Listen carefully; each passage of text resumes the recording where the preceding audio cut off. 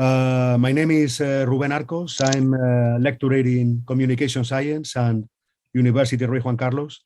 And together with my colleagues, Vrije Raciborinska and Hakan Gunnar-Jusson, and Chris Kremidas and Manuel Gertrudis, we are organizing this event with the help and support of NATO's Public Diplomacy Division. And Mrs. Despina Fentuli will be as well with us during the event of today, which is an open event. As you know, the event is structured, it will be running in 3 days. And today is the open sessions. And then on the 15th and 16th, we will have a closed workshop in which we will have a structured discussion on how to respond to hybrid threats and analyze the dynamics of the region. So first, I would like to thank so much the NATO Public Diplomacy Division for their kind support, also to EU HypeNet project, and particularly to Professor Päivi Matila, also to Mr. Koginis from the coordinator of the Medea project and Caneca, as well as to our co-organizers, the Vrije University Brussels and Mid-Sweden University, as well as the Cyberimaginary research group led by my colleague Manuel Gertrudis. Also to the editor-in-chief of the International Journal of Intelligence and Counterintelligence, Professor Jan Goldman, and hope not to forget anyone at this point. So with this, I will pass the floor to my colleague, Dr. Vrije Raciborinska and Dr. Hakan Gunnar-Jusson. Thank you. Thank you so much, Ruben. It's wonderful that we're all here, community of interest, those who join us. Thank you so much. It's a pleasure that you are here with us. And of course, it's a fascinating moment because we need to think about how we can strengthen resilience in the region, how we can respond to a common threats together, and how we can collaborate better, because of course, synchronization of efforts is needed.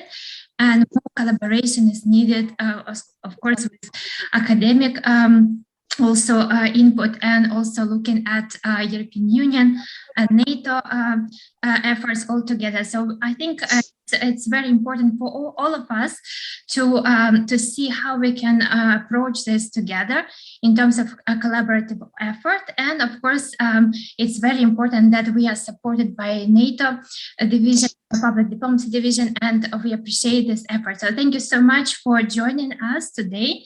And tomorrow, of course, we will have more structured discussion on a different methodology that we elaborated. And of course, it will be more fascinating discussion with all of you. But of course, thank you so much for being with us right now. And of course, I hope that you will enjoy this event with us. So I give my floor right now to Hakan. I think you should be here as well. Yes, I am. Yes, I am. Thank you very much, and welcome to all of you. If you read any NATO document these days, you see the word resilience pop up all the time, and it's for a reason. It's a very important issue for both NATO and the whole of the European Union also as well to deal with these questions, to address issues with democracy, resilience, in a way as this is a form of attacks which are constantly happening. And I hope that we in these days will be able to perhaps reach a higher level of confusion.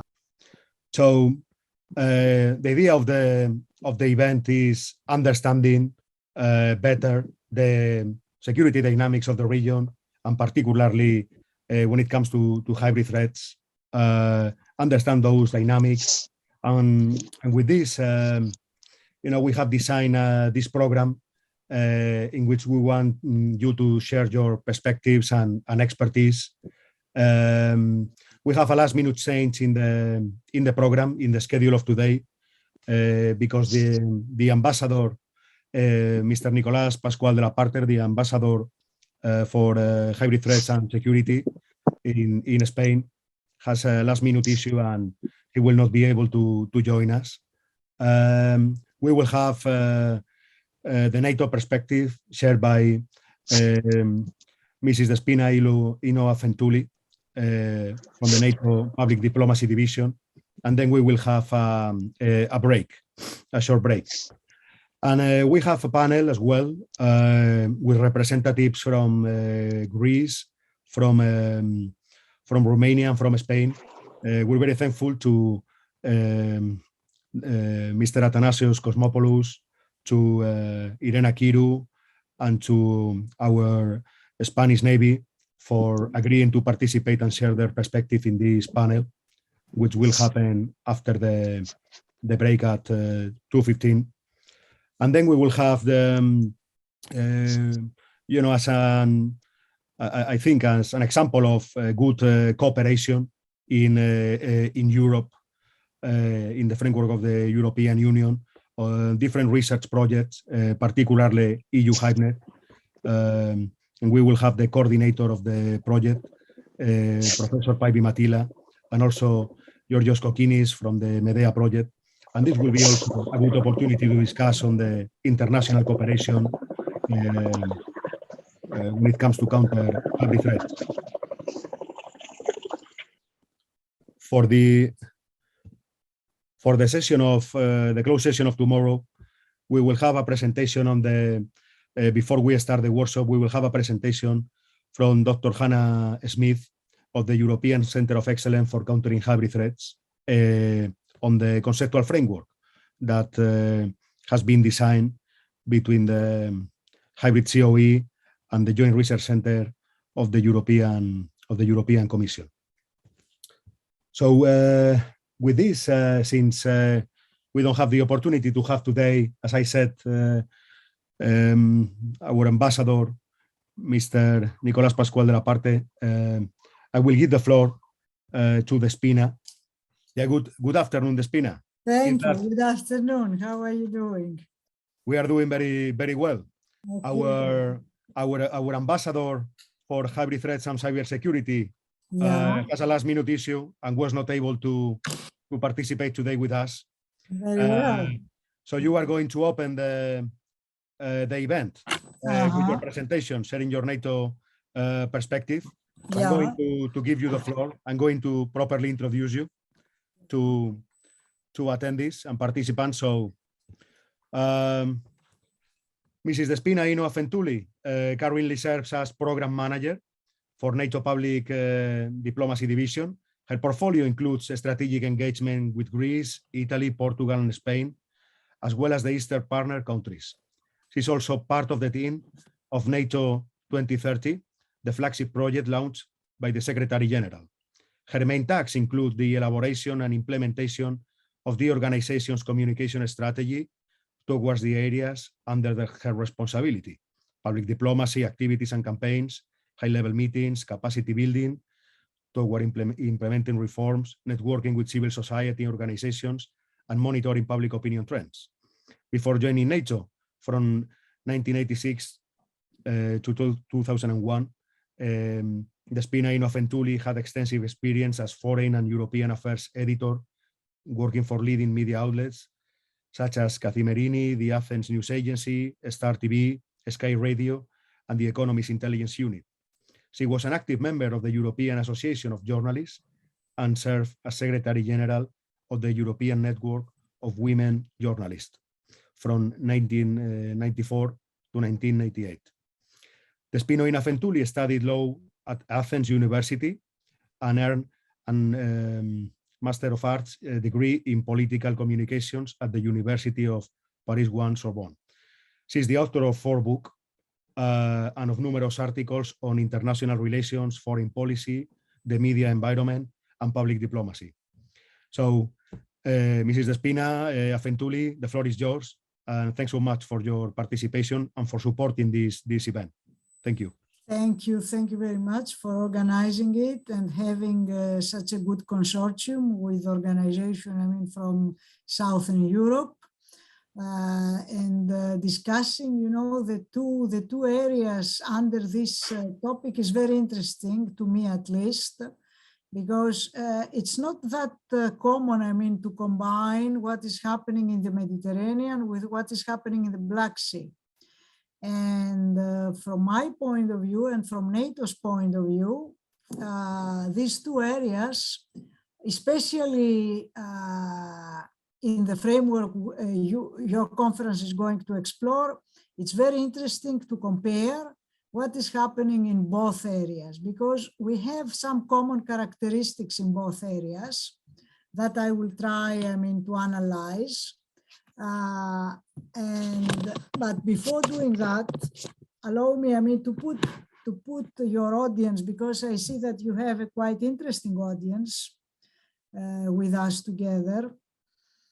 I would say that we have to look at the big picture when we are talking about hybrid challenges. Hybrid challenges, one of the main specificities that they know no borders. And second, that as hybrid challenges are mostly digital, invisible, we have to be very, very aware and alarmed about what a hybrid challenge is, what does it mean, how we can cope with, how we can tackle. So this is why, I mean, in NATO, we have started, as you most probably know, the process of reflection last year for a new strategic concept to be adopted in 2002 in June in Madrid with a summit. Because since the last strategic concept, which was adopted in 2010, many things changes in the international security environment. And I would say that one of the main changes is in the field of hybrid threats for our member states and also for many partner countries in the Black Sea and in the Mediterranean. So this is exactly what our allies are discussing and will discuss in the months to come with the adoption of the strategic concept, hopefully before the June summit in Madrid, and the summit will officially launch the new strategic concept for NATO. So what we have here, I mean, since I come from the communication environment, I cannot speak about military threats, but I can speak about communication challenges. We are talking about, I would say without, exaggeration, we are talking about a kind of information war. The term is used more and more. It's not that we have become more bellicose or more warrior monger, let's say, but unfortunately our adversaries are becoming more bellicose. And by adversaries in the field of disinformation, you can have many actors. And we do have many actors, as you know. You can have state and non-state actors. Of course, when we're talking about Mediterranean and Black Sea, you can identify big players like Russia and China, because Russia and China, especially Russia in the Black Sea, in the eastern frontiers of the alliance, is very present, as we see now in Ukraine. And they are present with military, traditional power, hard power, but also what we can say sharp power, because we are not talking about soft power anymore, because soft power is a peaceful power. We are talking about exercising sharp power. And this is also the case with China. This is also the case with China. So you have two big players in the information war field, and they exercise it as a warfare. because we don't exercise, our countries don't exercise this kind of warfare, but they do. And especially the Russians, they do have information warfare in their doctrines. So if you look at the doctrines, especially the Gerasimov doctrine, you can find their information war or information operations. It's not something they don't admit that they are doing. China is more complicated because, as I was reading a very interesting article recently saying that in China, you don't need to have bots or trolls because you have functionaries, state employees, because they are thousands, of course, that are doing this job.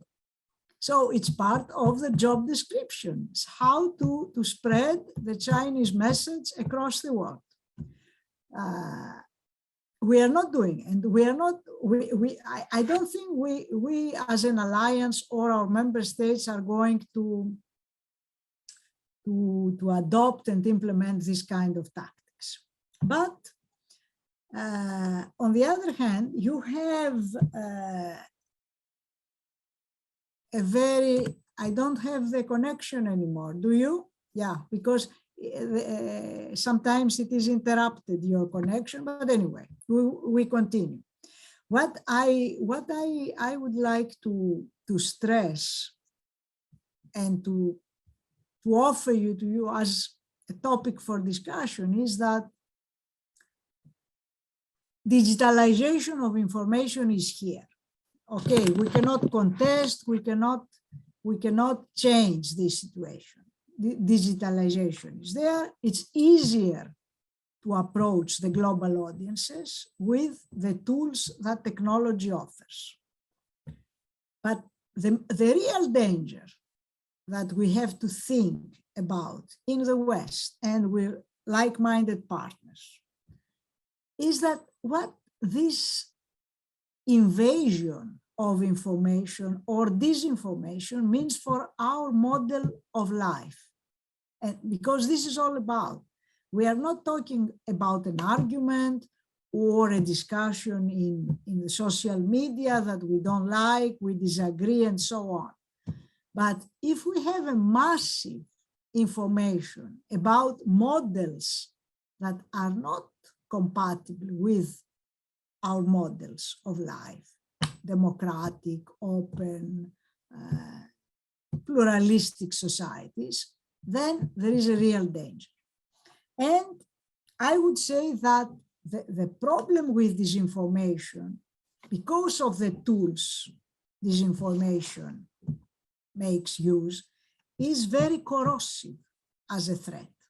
So you have a threat that is capable of eroding confidence in democratic institutions and sowing discord in our societies over the long term if we don't address it.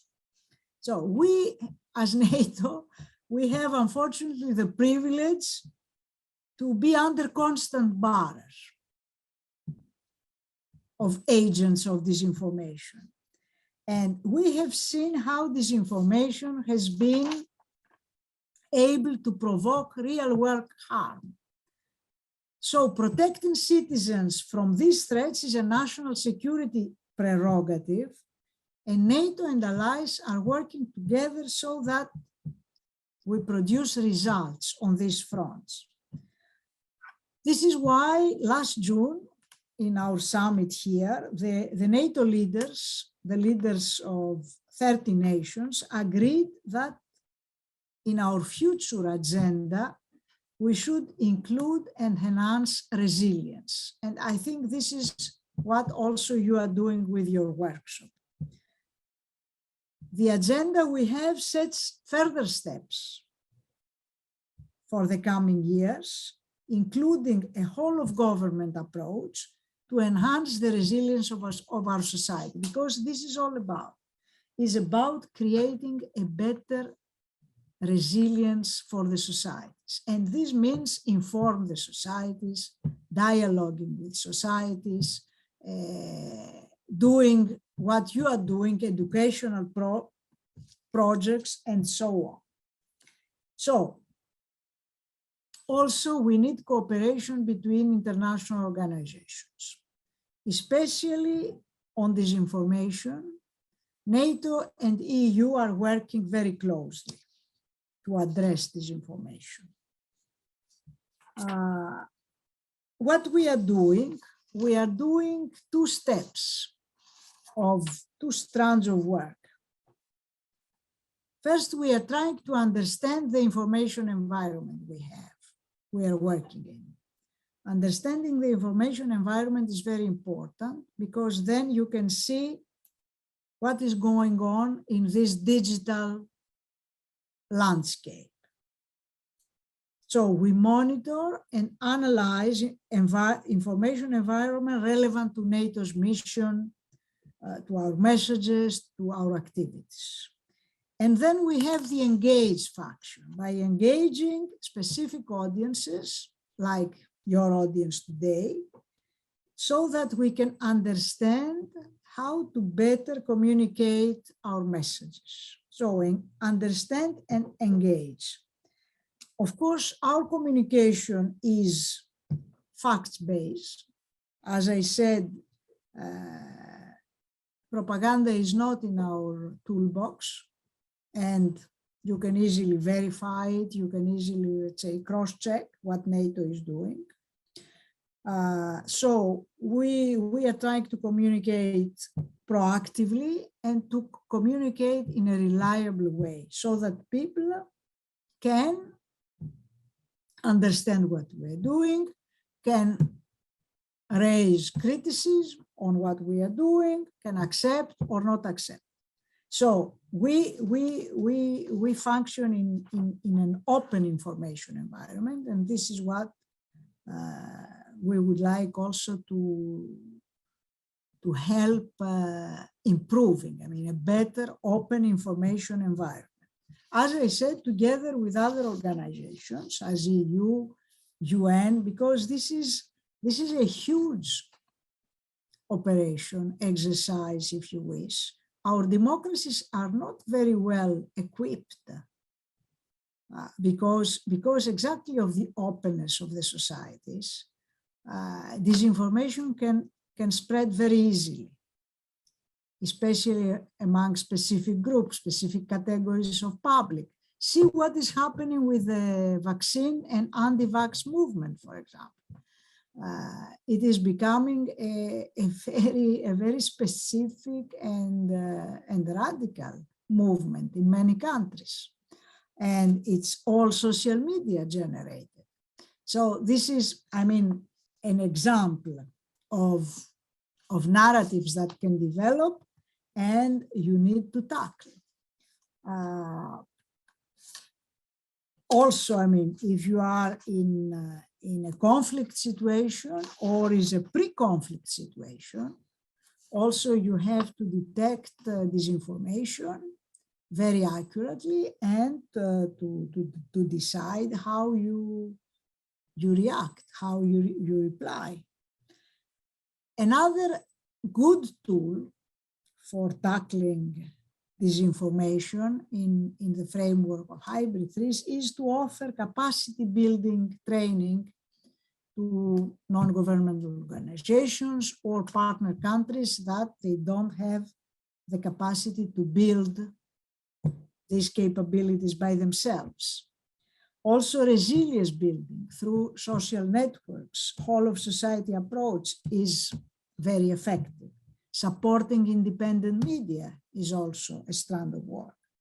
So this is in a nutshell what we are trying to do.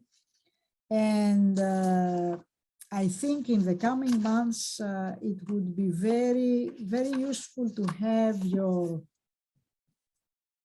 outcomes, because this project is ending, if I'm not mistaken, at this year. But hopefully the consortium you have will continue next year, if possible. We will be glad, I mean, to partner with you again, because next semester it will be important from an international relations point of view. It will be a semester for NATO of discussion on the strategic concept and of EU on discussion of the strategic compass. So both organizations are leading initiatives to better adapt to the current challenges. And you know, these challenges were intensified by the pandemic situation because people all over the world and in Europe as well, our member states, the national populations were thrown in an unprecedented situation with fear, uncertainty, insecurity. So this is a very fertile ground for disinformation. Hopefully we'll see the end, I mean, by next mid-year, but resilience should stay on the table. And resilience is mainly a civil society thing. It's not up to, it's of course, I mean, you can orchestrate resilience in the population, but it's also very much a grassroots civil society initiative that can enhance resilience. So I would be very glad to listen to you, what your invitees have to say. And please, I mean, take the floor and table your questions. Thank you so much, Despina, for a most interesting introduction and reflection. And you're also highlighting the need for cooperation and the very important role of civil society when it comes with tackling disinformation and dealing with hybrid threats.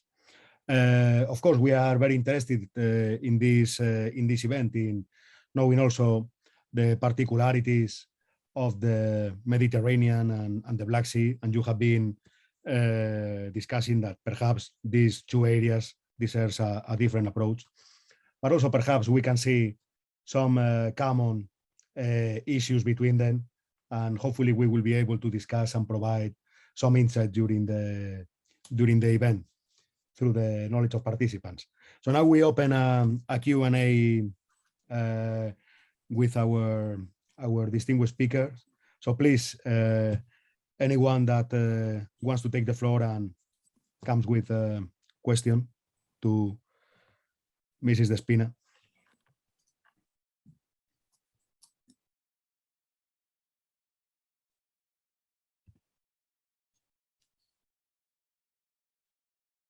Any questions from our audience?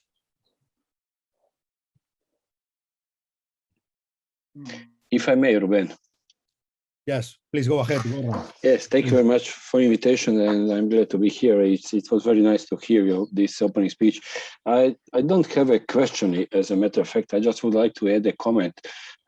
Since I was involved from the beginning of our homeland war, from the war for the independence of Croatia, I can just support everything what you said about the information warfare, information effluence, because one of the major things on the strategic level for the decision-making system was to reaching the status of information superiority. It means that you were able to gain and conduct strategic intelligence by reaching and having the strategic enough information to make strategic decisions, and also to counting the disinformation activities from the other sides in these times.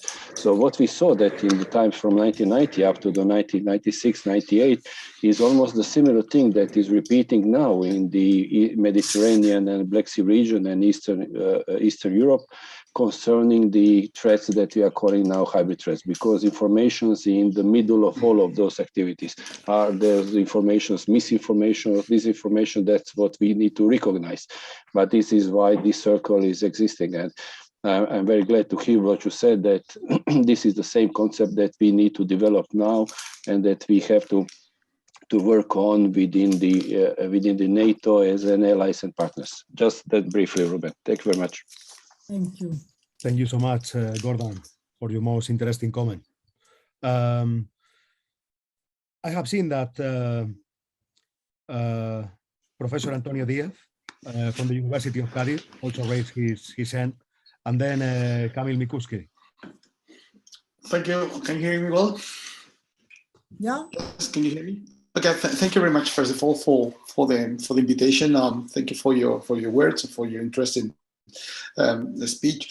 My question is, if you could develop some more one of the final points you touched about the capacity building, how that could be supported, or how can, in practical terms, how can we identify, how could we visualize that potential capacity building, the support, because I guess that for some countries that could be one of the weakest points in order to establish a proper strategy for fighting against disinformation. Thank you.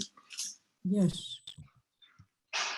Shall I answer, or we'll get a second and then I answer both? I think that you can answer this if you wish, Despina, and then Camille, and I've seen also that Okay. Professor Bill Capis from the University of Buckingham also raised his hand. Look, there are, I would say there is a clear distinction. We are talking about NATO and how we are doing capacity building.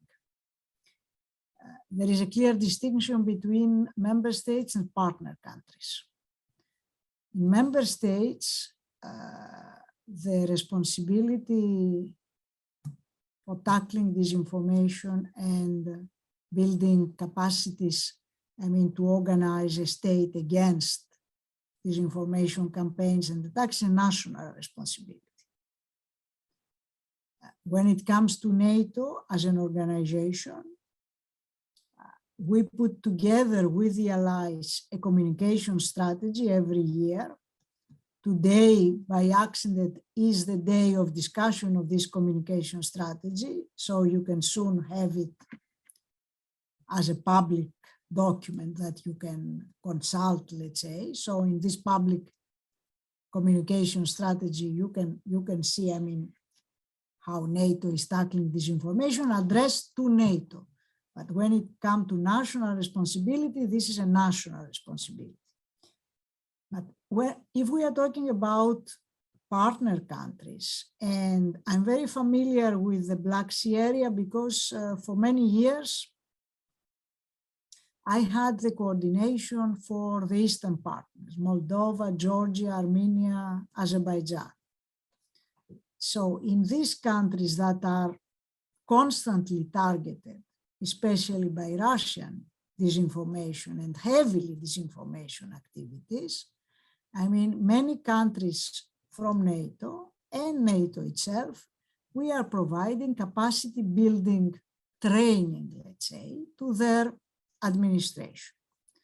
Also, as you know, NATO has a center of excellence in Riga, and this center is very active in providing knowledge, assistance, training, research also they are doing, and they work very well with many partners in the Black Sea area.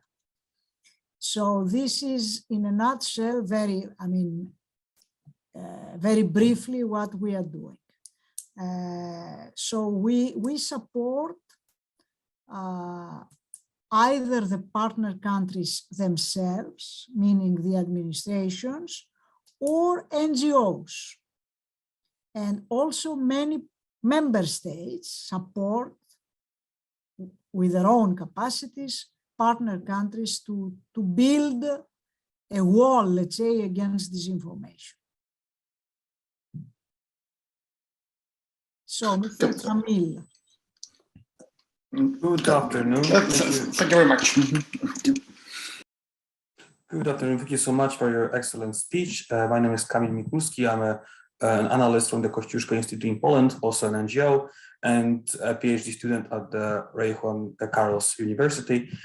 I had one question that is concerning resilience building, because I read a lot of EU policy papers on this issue, and sometimes also NATO. And what is striking is that whenever the EU is speaking of whole of society approach, it comes to resilience building, NATO is much more government focused and speaks of whole of government approach, which you also did in your speech.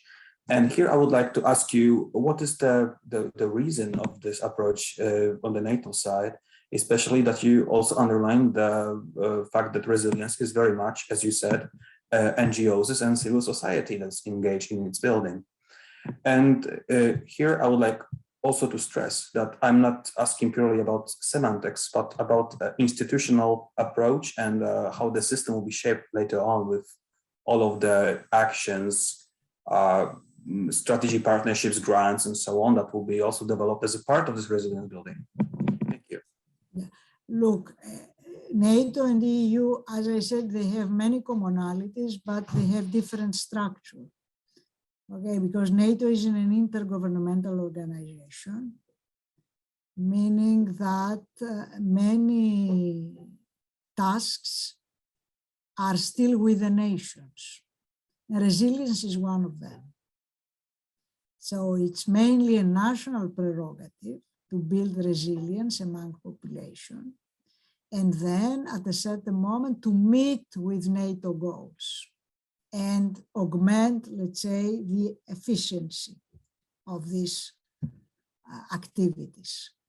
And this is why you see more from EU than from NATO, because we are working as an intergovernmental organization, and whatever we are doing, it is with the approval, the consensus of 30 nations. It does mean that we are doing more or less, but it's a different way of approach. Okay. On the other hand, what we understand very well is that resilience is a transnational priority now. So you need more and more coordination between organizations. And this is why NATO and the EU, one of the main areas of cooperations are on hybrid threats. And also on strategic communication, we have quite advanced cooperation, because these are two areas where NATO and the EU have a lot of interest to act in common.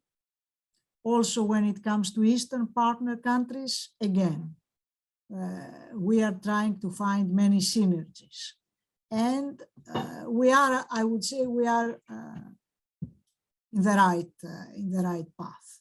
So this will go incremental, because this is, let's say, not a new threat, but it's a newcomer in the threat perception domain. Now everybody understands that this is a threat equal to defense and deterrence. So we have to, it's not a, it may not be identified as a purely military threat, but still there are many military aspects, or hidden military aspects when we come to hybrid. So it's certainly one of the areas that the new strategic concept will look at thoroughly. And hopefully we will come up with some practical ideas how to better tackle. On the other hand, in my area of responsibility, communication, public diplomacy, we rather work with non-governmental organizations. I mean, when it comes to other areas of this house, you have intergovernmental cooperation, state to state. But in our area, we work a lot with non-governmental organizations, and we would like to enlarge our network. So if you belong to such an organization, you can contact us and address your ideas about, you know, cooperation. Thank you. Despina, thanks so much, Camille, for the thought-provoking question. Now it's Bill Kapis, Professor Bill Kapis, raise his hand, and then Georgios Koliarakis and Andreas Liropoulos then. Thank you.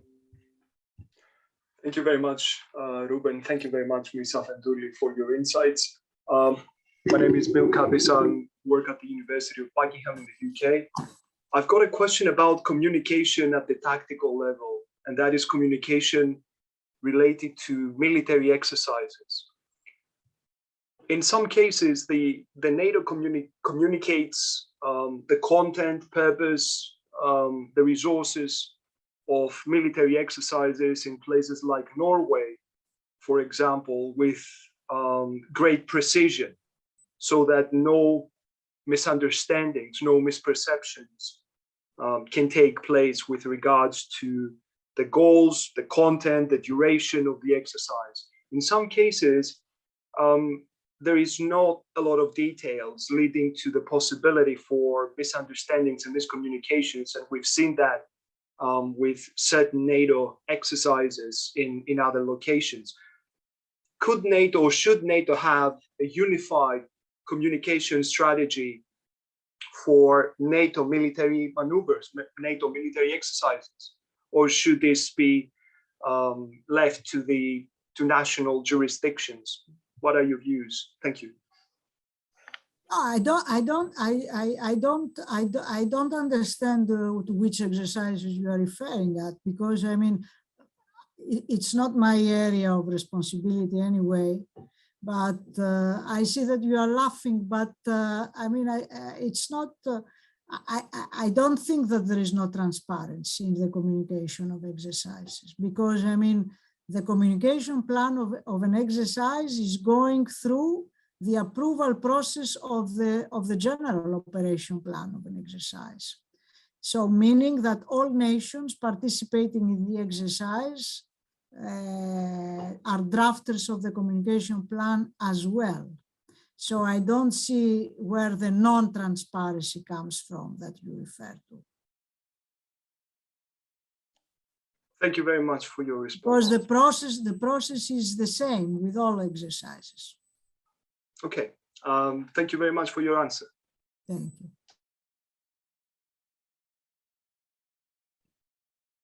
you. Please. Yes. You have a strong Greek contingency here. How come? Because of my presence, maybe. Thanks very much for giving me the floor. Thanks very much for organizing this workshop, and also thanks to Ms. Noah Fenduli for the very reflected keynote. I work with the German Council on Foreign Relations in Berlin. This is a think tank advising also the German government. And we are also a partner in the Medea network. I have two questions which are interrelated. I mean, first, to what extent are there provisions in place to adjust the definition of what is a hybrid threat? I think this is a moving target that changes its form, and very spontaneously, and even if I were a layperson, I would say that also the weaponization of migrants was not on our plate 10 years ago. So this is something which is moving, and I think not only the instruments, but also the operational definitions need to adjust. So to what extent NATO is set to adjust those guidelines it gives to its members.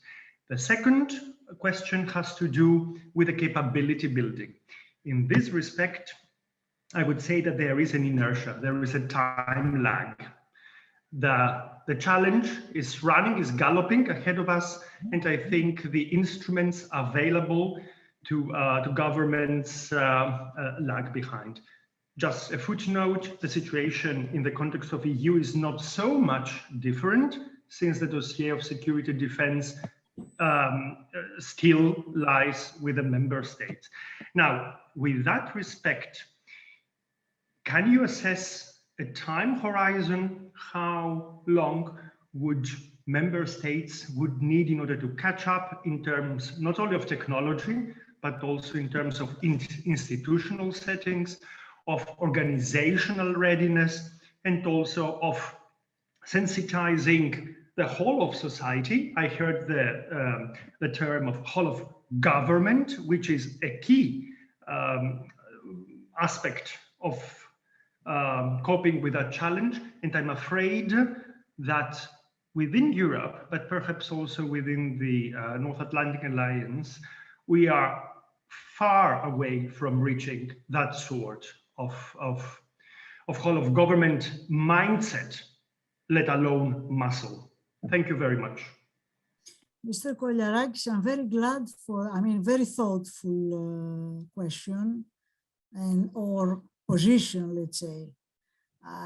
And I would be glad, I don't know if we can address all, these are very important issues and aspects of the new security environment that you raised, that it may be interesting to have another, let's say, conversation with our friends. Look, I will try to reply in a very informal way, if you wish, because what I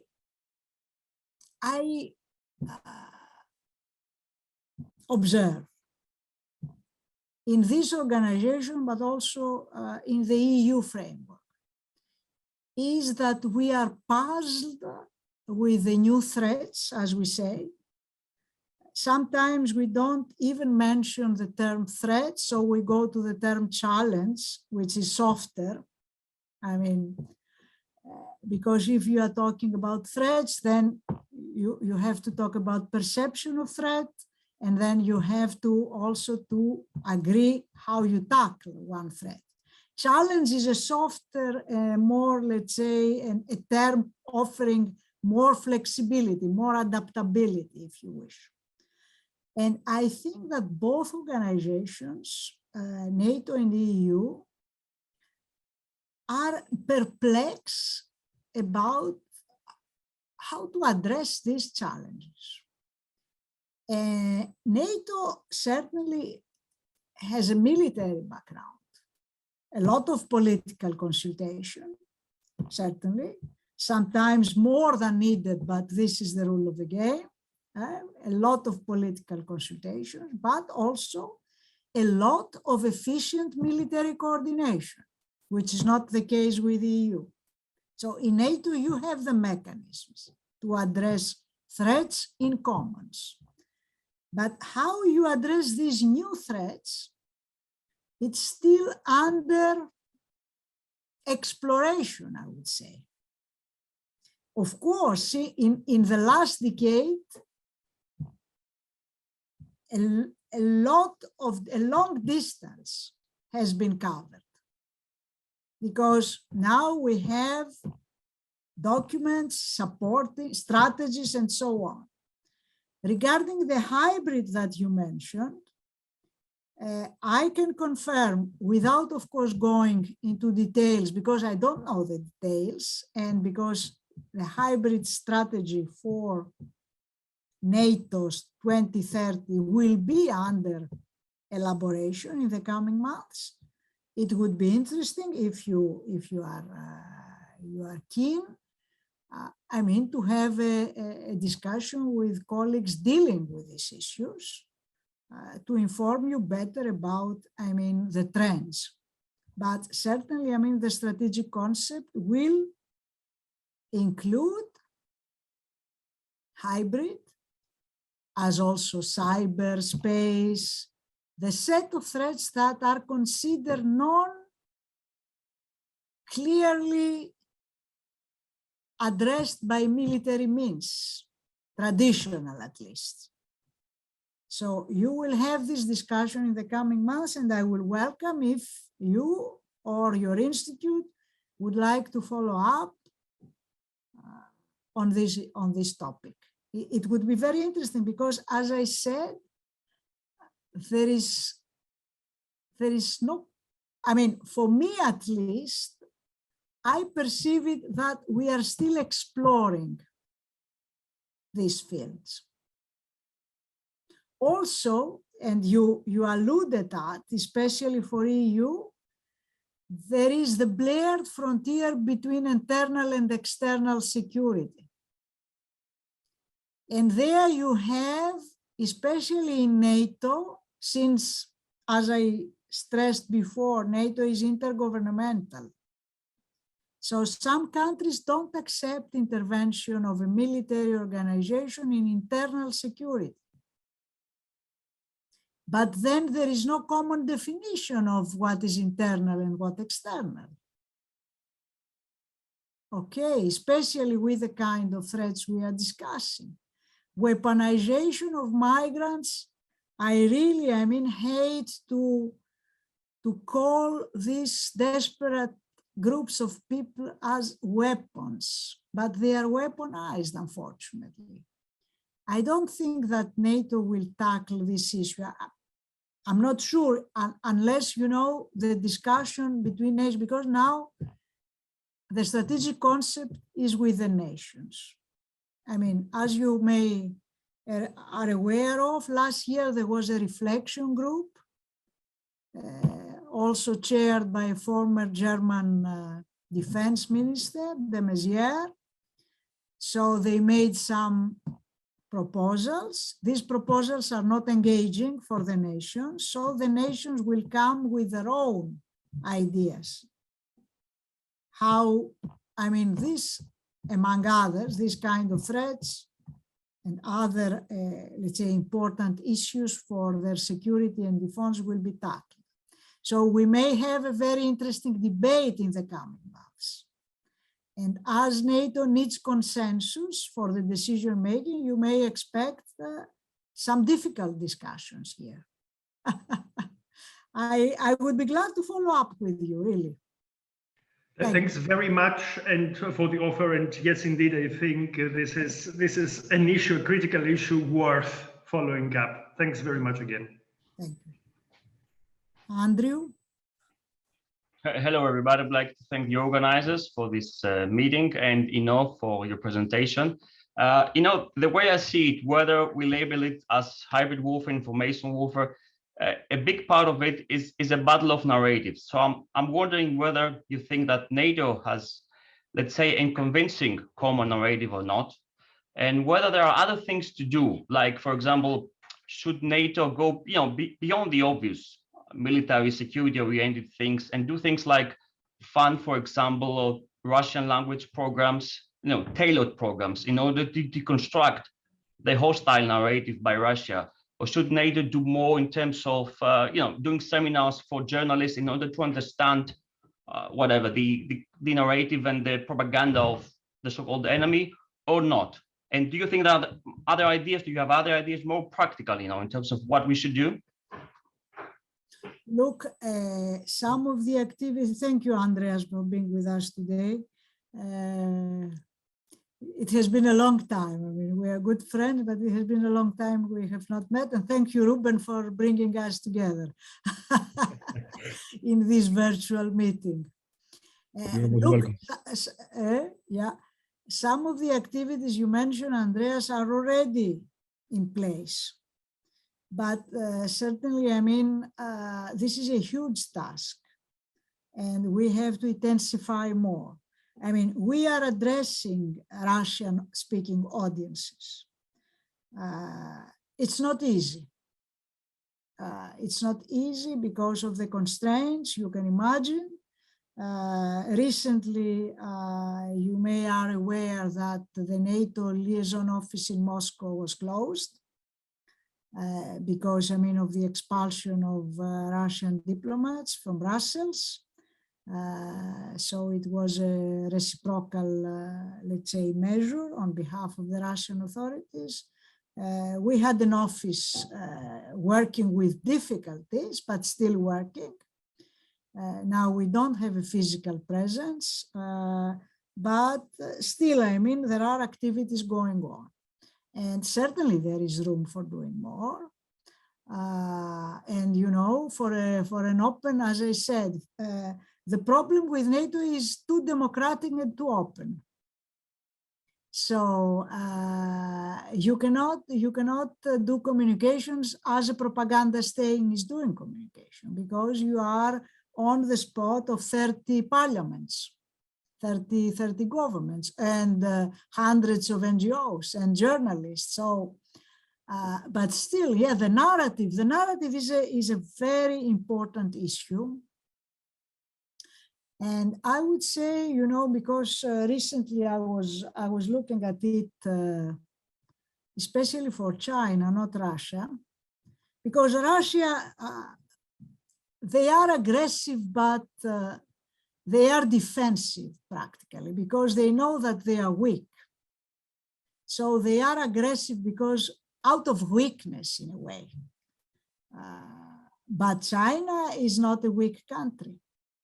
And they are doing communication operations, information operations in a very subtle way that we cannot even detect. So this is something that we need to look at in the coming years. It's very, very special, the Chinese information operations. As I said, with hundreds, even thousands of people behind. Yes. Anyway, happy to follow up on this. Thank you, Ruben, you had the plan initially to go to Greece. So this must be the case. In 2022, you have to go to Greece for the seminar. For sure, I would love to do that. Spina. No, thanks so much, Andreas and Spina for this. We have time for one last question before the break. So we have Mr. Stavros Apostolakis, and one last question to Spina. Yes, please go ahead, Stavros. Okay. Can you hear me? Yeah. Okay, thank you. Good evening from me as well. I'm Stavros Apostolakis. I'm director of the Attica Directorate of the Greek Asylum Service. It's a part of the Ministry of Migration and Asylum in Greece. And I'm also a practitioner for Medea. Continuing, after thanking Mrs. Afendouli for her presentation and continuing this interesting discussion, I would like to say that in my point of view, every threat is an opportunity for progress and innovation. So I would like to ask, are you thinking that this preparation for dealing with a new type of hybrid threats could be a field for better exploitation of the new technologies by NATO for better protection of member countries, even in an operational context, if this is necessary? Absolutely, yeah. I do think so, because, you know, I do believe in progress, and because when it comes to technology, we will have to face two landscapes practically. Okay. For the time being, technology up to now works for the benefit, let's say, of the society.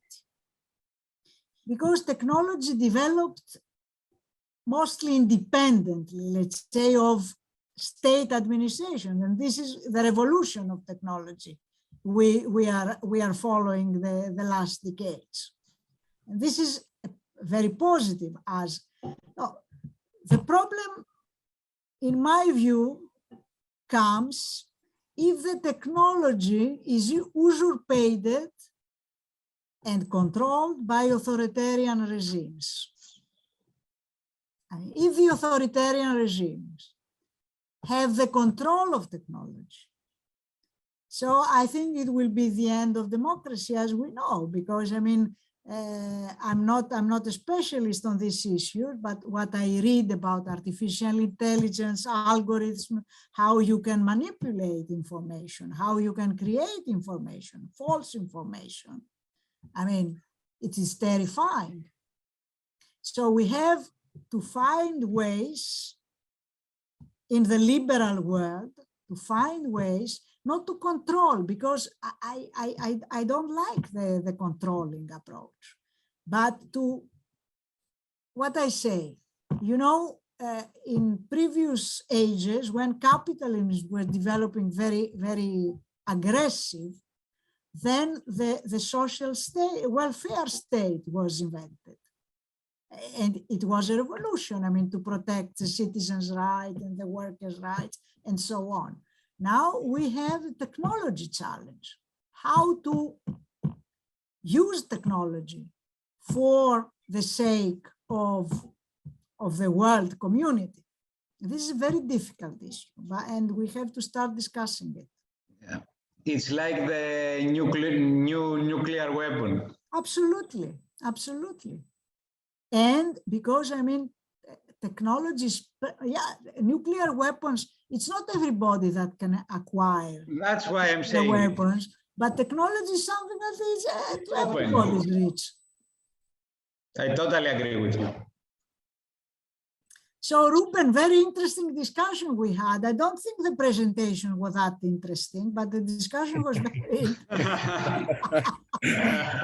You know, I really think that this has been a really brilliant start for the event, and really thankful for to you, Despina, and also to the participants with these really thought-provoking questions. So it is a perfect start. Don't you think so? So now we have a short break because we are over time. So I will say that in 5 minutes we will reconvene and we will start this most interesting panel with experience from representatives from Greece, Romania, and Spain. So no tapas lunch, no tapas lunch today. No. Perhaps a virtual coffee. Okay. All right. Yeah. Look, many thanks for the opportunity, and I really enjoyed the group and the conversation, and I hope we will follow up. And Vera, hi Vera, thank you very much for everything. Thank you. Thank you. Have a nice afternoon. Thank you so much. I may connect tomorrow just to listen to you. Yes, hopefully you can connect with us tomorrow to participate in the close event. Yeah. Thank you. Ciao. Thank you. Thank you very much. Thank you. Bye. So now the idea, according to the program, is having this most interesting panel with representatives from Greece, Romania, and Spain. And we will have this running in the next hour. We have the opportunity to to hear the experience and expertise from Mr. Athanasios Kosmopoulos, to Professor Irena Kiru from the National Intelligence Academy in Romania, and to Frigate Captain Díaz Caneca from the Spanish Navy. So I will first present Mr. Athanasios Kosmopoulos, and then I will give him the floor for about 15 minutes. And then I will present Professor Kiru and Frigate Captain Díaz Caneca at the end. So I hope that we can have as well some minutes for Q&A. So first, Mr. Athanasios Kosmopoulos attended the Corps Officers Academy, from whom he graduated as a military lawyer with the rank of second lieutenant. He's a PhD candidate in hybrid threats at Pantheon University. He served as governor and chairman of the board of directors at the largest hospital in the Balkans. In May 2018, he was appointed as data protection officer of the Ministry of Digital Governance. He's ISO certified DPO, visiting lecturer at the Hellenic National Defense College, the Hellenic National Security Academy, and the National Intelligence Service and other institutions in Greece and abroad. He is appointed as Greece national representative at the European Cybersecurity Competence Center and is formerly elected vice president of the Hellenic Mensa. His research interests concern hybrid threats, geopolitics, and legal issues of privacy, data protection, and disinformation. And for sure, I know Athanasios for some time, as he knows the great experts in Europe on these issues. So with this, Athanasios, the floor is yours. Hola from Athens, Ruben. I'm very happy to see you. I wonder if I may share my screen. I have a presentation. If I'm not allowed to do that, it's up to you to tell me. Yes, for sure, you are allowed. So Mario from Research Group Cyberimaginary will give you this. The permission. You have now the permissions. You can share now. Okay. Okay. Yes. Thank you very much. I'm sharing my screen, and I will immediately show you what I have prepared for you in 1 second. I'm very happy and very honored to be here with you today.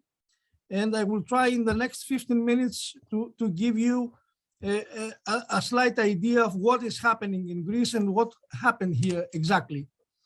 Ruben, I know very well your work. You are a distinguished researcher in the area of disinformation and hybrid threats. So that is why I'm very happy to be here with you. Thank you. So usually migration was considered as a humanitarian issue, but nowadays this is not the case. Hybrid threats are a national security issue with a slight coating of humanitarian essence. Since 2015, Europe actually is invaded from every part. We have many different routes. In Greece specifically, we were suffering very large numbers of incoming flows of migration. And the Mediterranean route was the most aggressive one regarding the target of Europe. We had many difficult situations in our ports, island ports. The funny thing is that smugglers usually carried stolen or forged identities and documents and passports from European countries. And that was a problem to locate and find these people that they have forged these documents.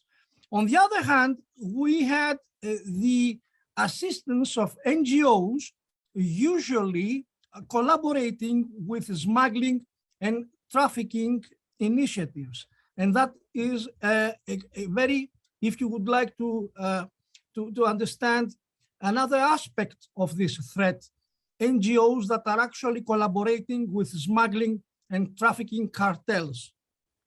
This is a photo from Turkey on the opposite side of Greece, where anyone who would like to visit illegally Greece would just buy a life jacket and probably would try to find some boats. These boats are landed ashore in Greece, many boats together with machines and engines that were provided from Turkey, from Turkey's coast, easily in a very affordable price to facilitate these flows. Upon the arrival, of course, we had very expensive phones, smartphones on the hands of these people, although they have, all of them lost their documents and passports. The phones were not lost. They succeeded in saving the smartphones from this passage. On the other hand, we have in Greece a large problem, a very important problem regarding the allowances that these people are receiving. Here are waiting at the ATMs to receive the monthly allowance. And this was a problem with the local population there. So we had different statuses of people in Greece with the migrant flows. We had some societal clashes and some cleavages that were created in many issues. We began to feel that the presence was more aggressive in Greek streets and houses, and this socio-religious presence was a little bit more, if you would like to say, aggressive or a little bit more dynamic than it was expected to be. This is a Friday evening in a central square in Mytilene or Samos Island. As I told you, Arabic inscriptions in many different places were to be found. The situation was a little bit difficult at the beginning. Now this is not the case. This is very old. On the other hand, we had invasion actually of some NGOs who were occupying citizens' land to expand the territory where these poor people were to be hosted. So actually, they decided to invade in olive trees areas, in different private lands, and to confiscate it, some NGOs, and just to create areas for people to live there. The situation was very hard from the hygienic point of view. It was very risky at the beginning. Now this is not the case. At the same moment, all food provided by Greek authorities usually was thrown by our visitors because it was not probably at their preference. So they had to throw this food. At the same moment, Greek people in Athens were trying to find something to eat because the economic and poverty situation was increasing. We suffered with some arsoning and some hybrid operations that concluded to fires and arsonings in our camps. This is a photo from the Turkish side, where all these people are waiting for boats to transport them to Greece. I believe in Belarus, there is a similar situation. I'm not sure about it, but probably people like this are waiting in Belarus to be transported to Poland or Lithuania at the moment. So the main migration routes were in the Mediterranean, focusing in Greece. In 2018, Greece had begun to reduce the numbers considerably. In 2019, if you can see, the numbers were more reduced, 15,435. Of course, the Mediterranean route from 2018 to 2019 was always important and the main entry point to Europe because of the open borders policy. And this... sorry, Athanasios, would you be able to, because it seems that the slides, are not sharing the screen. Of course, we have your screen with the PowerPoint document, but we are not able to see the current slide that you are commenting. Probably you have to go into the presenting mode so that we can see those slides. Thank you. I think I am in the presenting mode at the moment. I'm not? No, you're not. It seems this is a new thing with Zoom. It's happened to many colleagues and to me. I just go out to share screen and do it again, and it usually works though. Can you see now my slide, maybe? No? We see the first, the hybrid point slide with the text, but nothing else. I'm very sorry about that. So yeah, we see the presentation. I will have to conclude quickly with my presentation. I will give you the takeouts. What is the takeaways of this? And I will send you, Ruben, the presentation if you would like. Try to just go out to share screen and into it again. It usually gets all right with that. Yeah, no, thank you, Ethan. If you can share later the slides, that's perfect. And you can continue, please. Thank you. So we have 6 actions that we have to take, specifically now that we are suffering the same situation in Poland-Lithuanian border with Belarus. First of all, Ruben and dear friends, is the interception. And I mean that we have to intercept all incoming flows with the use of armed forces, police, Coast Guard, border control, whatever we can to intercept incoming inbound flows. Secondly, we have to deter. This is the second action.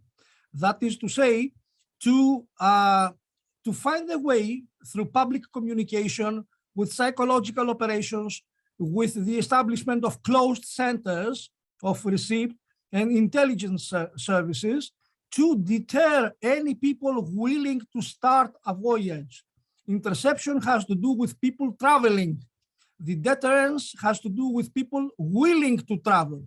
These 2 actions constitute what we call suspension of flows.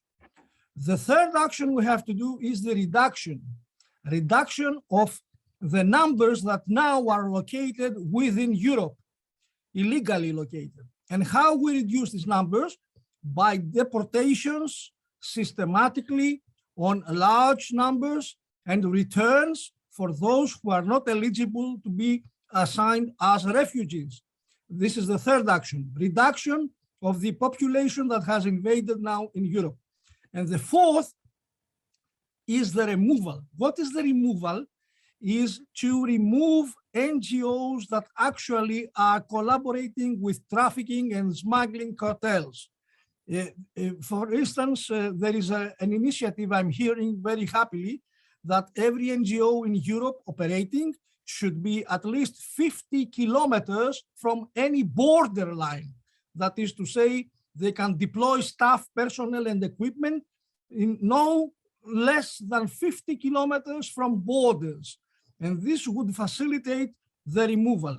Reduction and removal constitute the relief for the European citizens. So, concluding, dear Ruben and friends, I would like to remind you, I don't know if you can see my last slide, I will tell you about it. We have succeeded in reducing up to 25% our incoming flows in Greece. We had only 11,000 incoming people from January to August 2021. And we are witnessing an increasing number in the eastern land border. That is to say, we have an increase of 1,520% because nobody was actually traveling up there in Belarus and Poland. So we have now to protect that borders, and I'm hearing very happily that the European Commission is considering to fund the fences building in some areas. I'm very happy because initially the European Commission was negative in funding fences construction. So the hybridity of immigration flows constitute a new national security issue by introducing all kinds of ethnopolitical, ethno-cultural conflicts and clashes, which can escalate into direct and immediate threats against national security. We have to keep that in mind. It's not such an easy thing. Of course, there is the humanitarian coating, but the priority is the preservation of national security. Thank you very much, Ruben, for your time, dear friends. I'm open to any questions if you have. Yes, thank you so much, dear Athanasios. Very interesting presentation and dealing with this very important aspect. And I'm sure that attendees and participants have a lot of questions on your presentation. But if that's okay for you, what we will be doing is having them at the end of the panel, and then we can come with all this. So now I will be introducing Professor Irena Kiru. She's a professor of intelligence studies and director of the Higher Council for Doctoral Studies with the Mihai Viteasul National Intelligence Academy in Romania.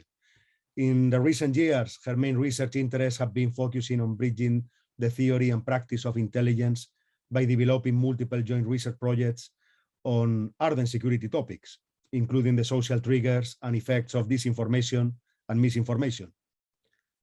She's also the chair of the International Association for Intelligence Education, the European chapter.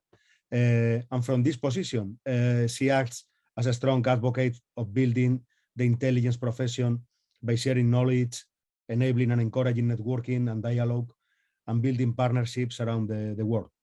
So, Professor Kiru, Irena, the floor is yours, and thanks so much for participating in this event.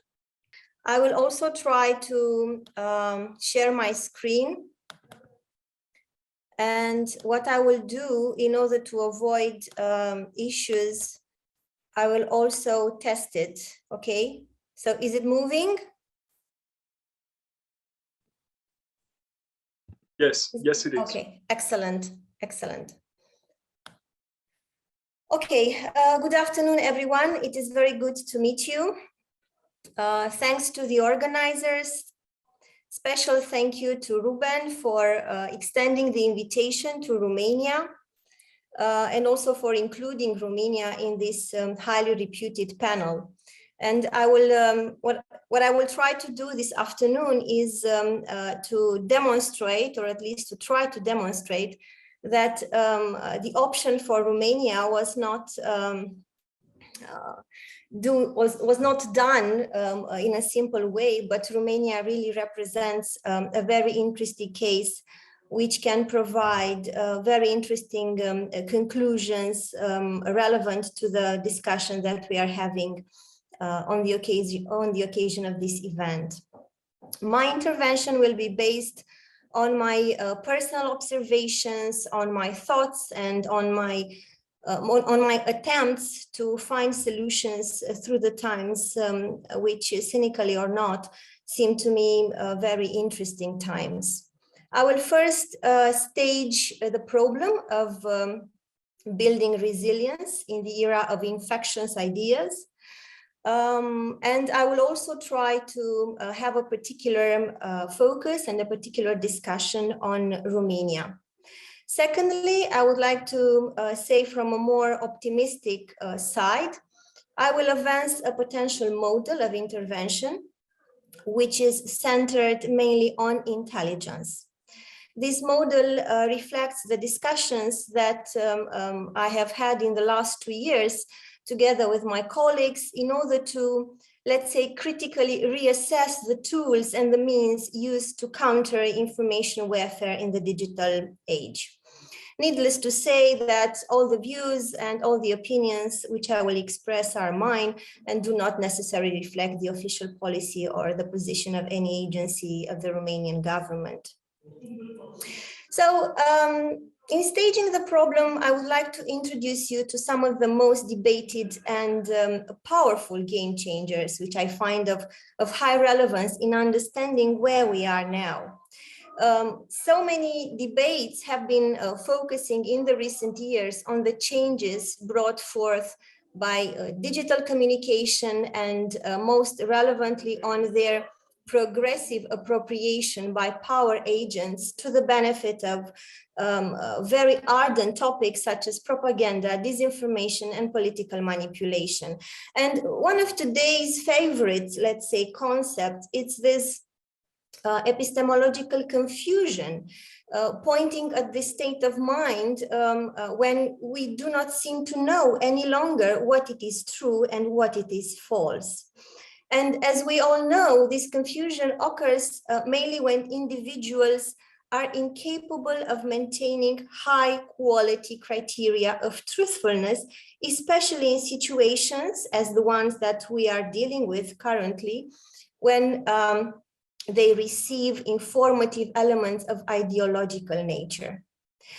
What we are also facing is social polarization, a lack of overlap of individual beliefs across different groups, which usually leads to a lack of communication also, to a lack of shared perception, to a lack of a positive, let's say, emotion or a positive sentiment.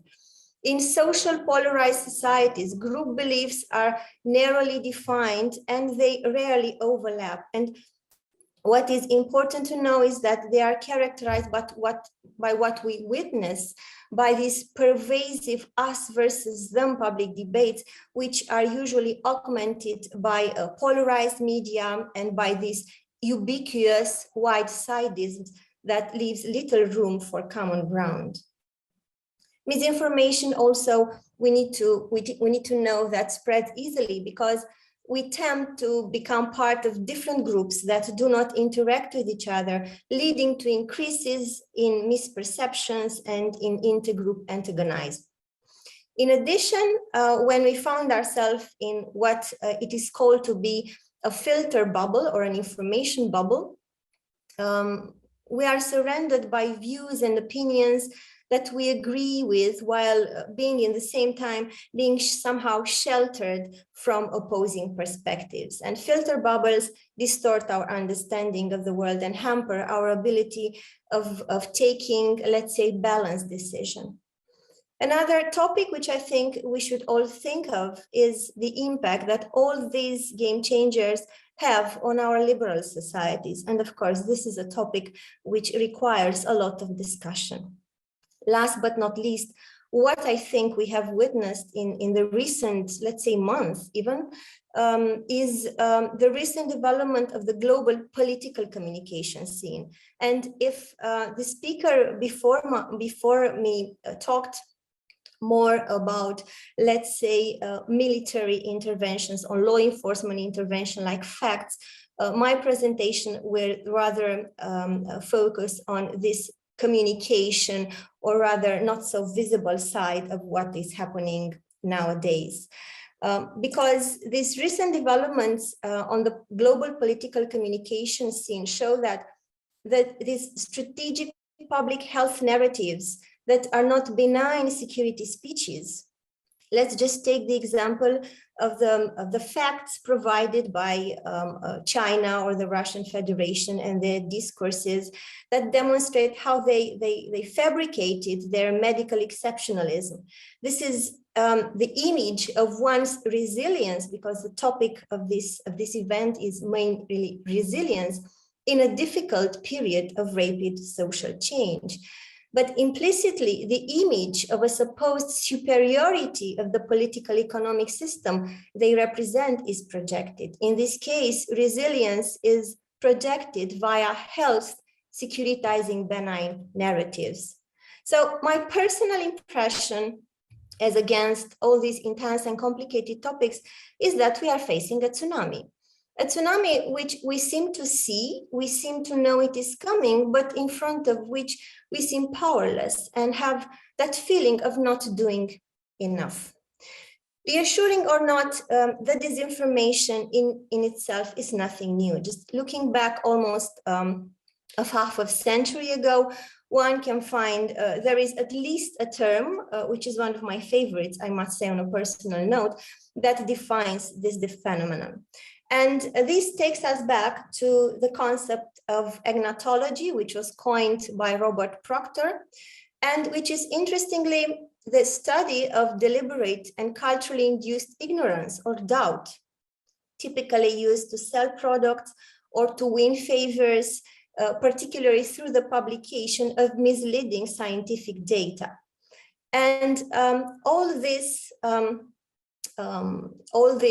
philosophy around the idea of paradoxically getting more knowledge about something, but being more certain than before, took me also to one of Robert Proctor's quotations saying that doubt is our product since it is the best means of competing with the body of fact that exists in the mind of the general public.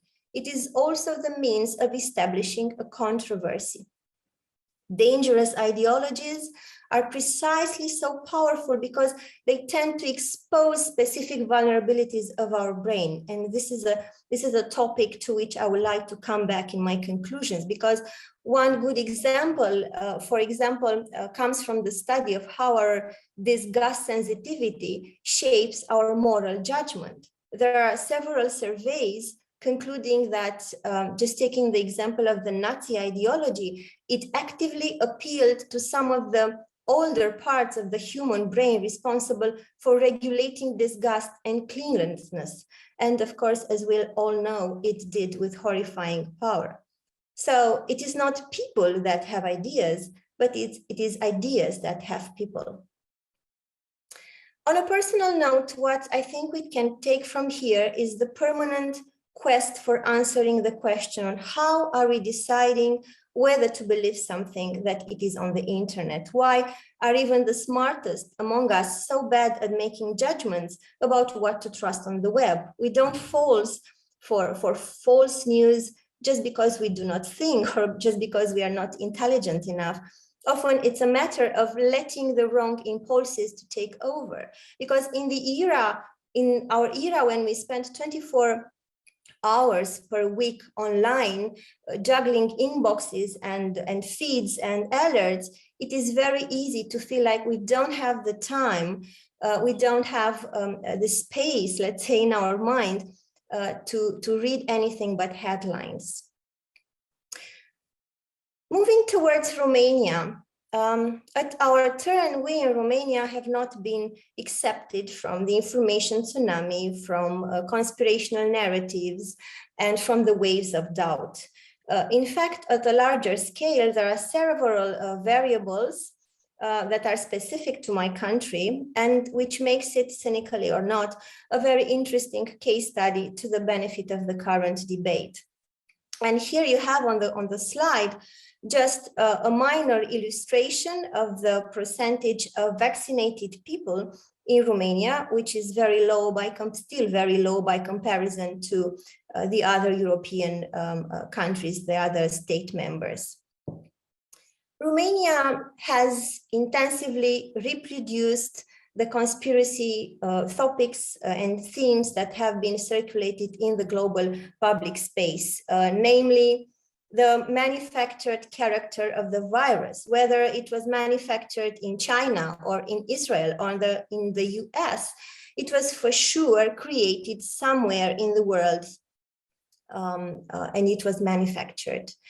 The agendas, the secret agendas underlining the onset of the pandemic, whether it was the global economic crisis, whether it was the introduction of compulsory vaccination, which is correlated to the idea of population control and population extermination.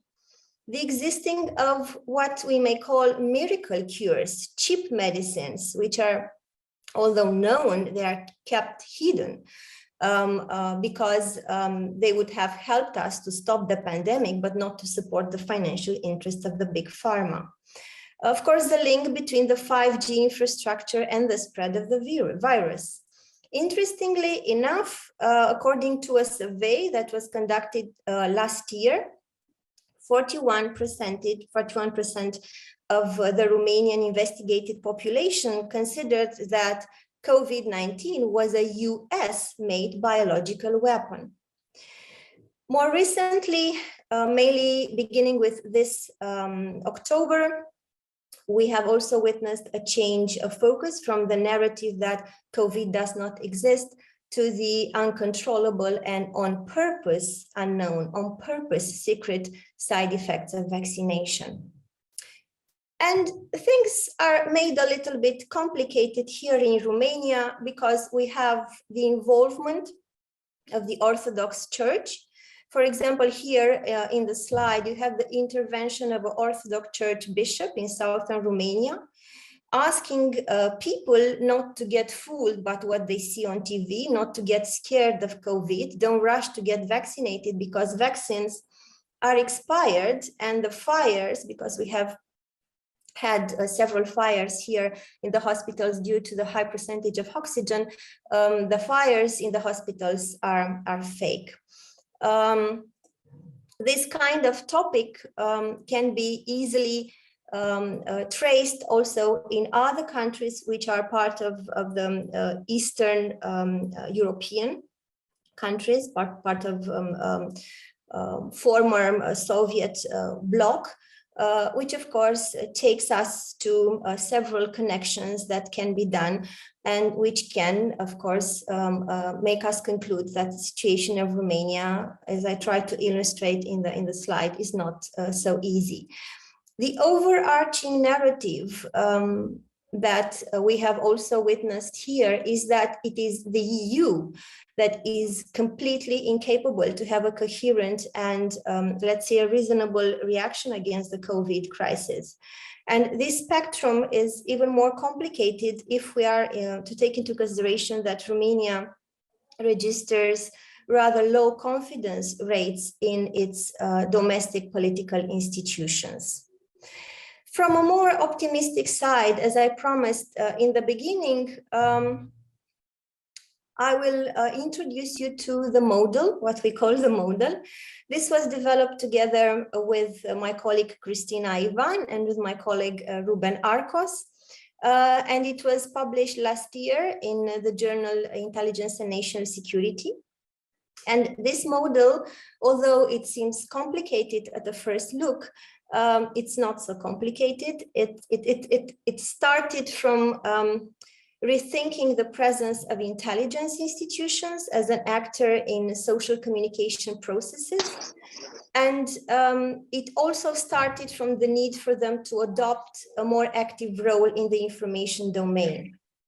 This, of course, can be done by, let's say, transpassing the traditional limits associated with their secret keeping and secret discovery roles.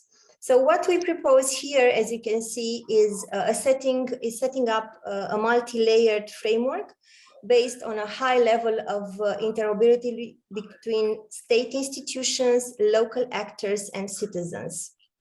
According to this model, it is intelligence organizations that should become proactive actors in raising not only awareness, what they have already done in the recent years, but also in transferring towards the public those skills that are useful in order to fact-checking, to processing, to validating, and to filtering content.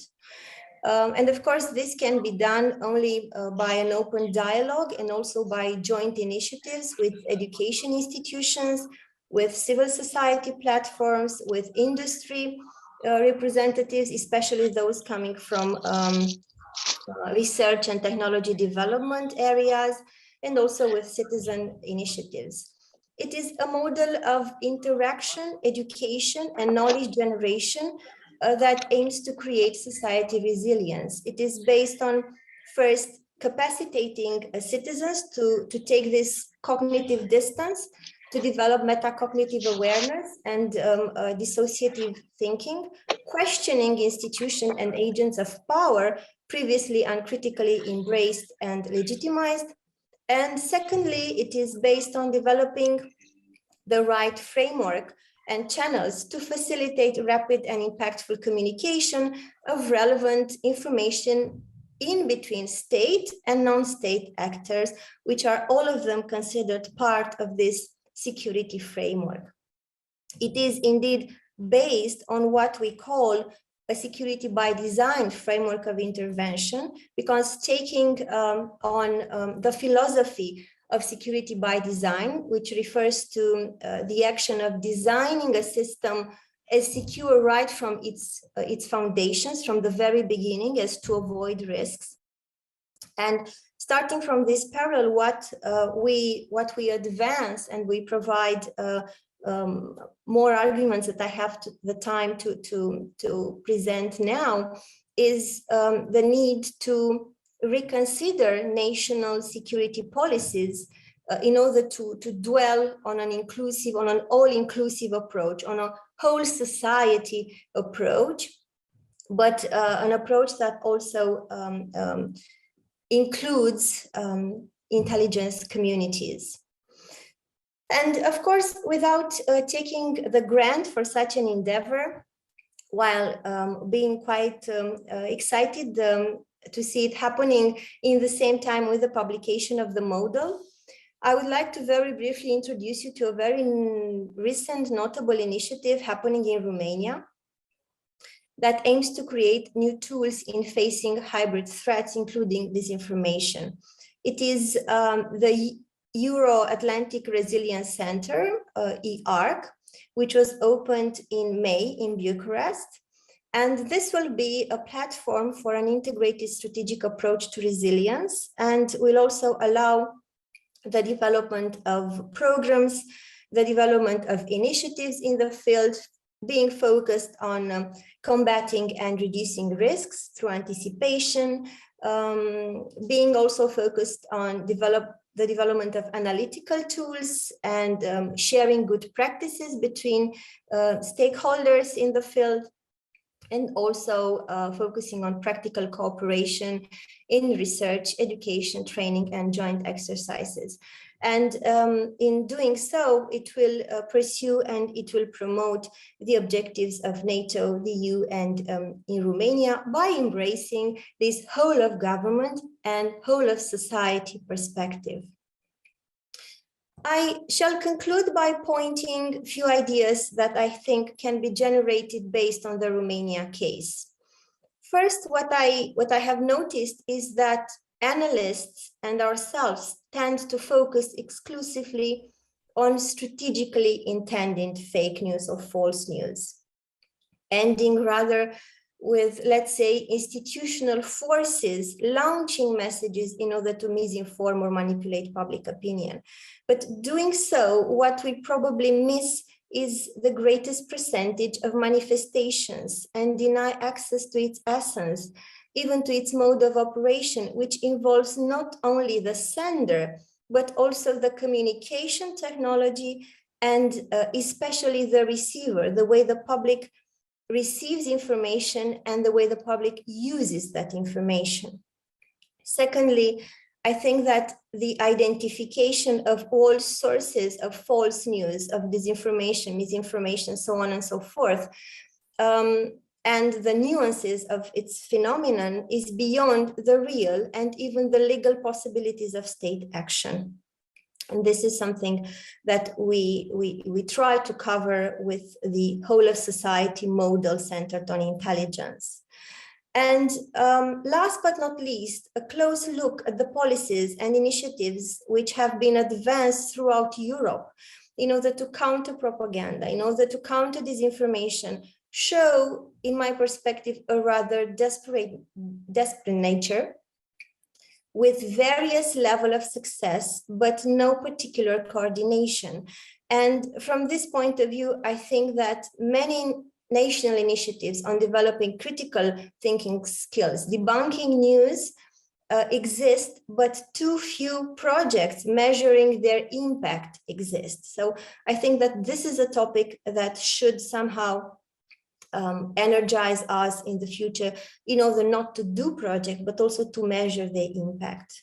And I will leave you with one question, which unfortunately does not have an easy or unique answer. How can we test ideas? How can we relearn to care about objectivity, about self-responsibilities, about the need to make distinctions and become more aware of this digital pollution of the internet?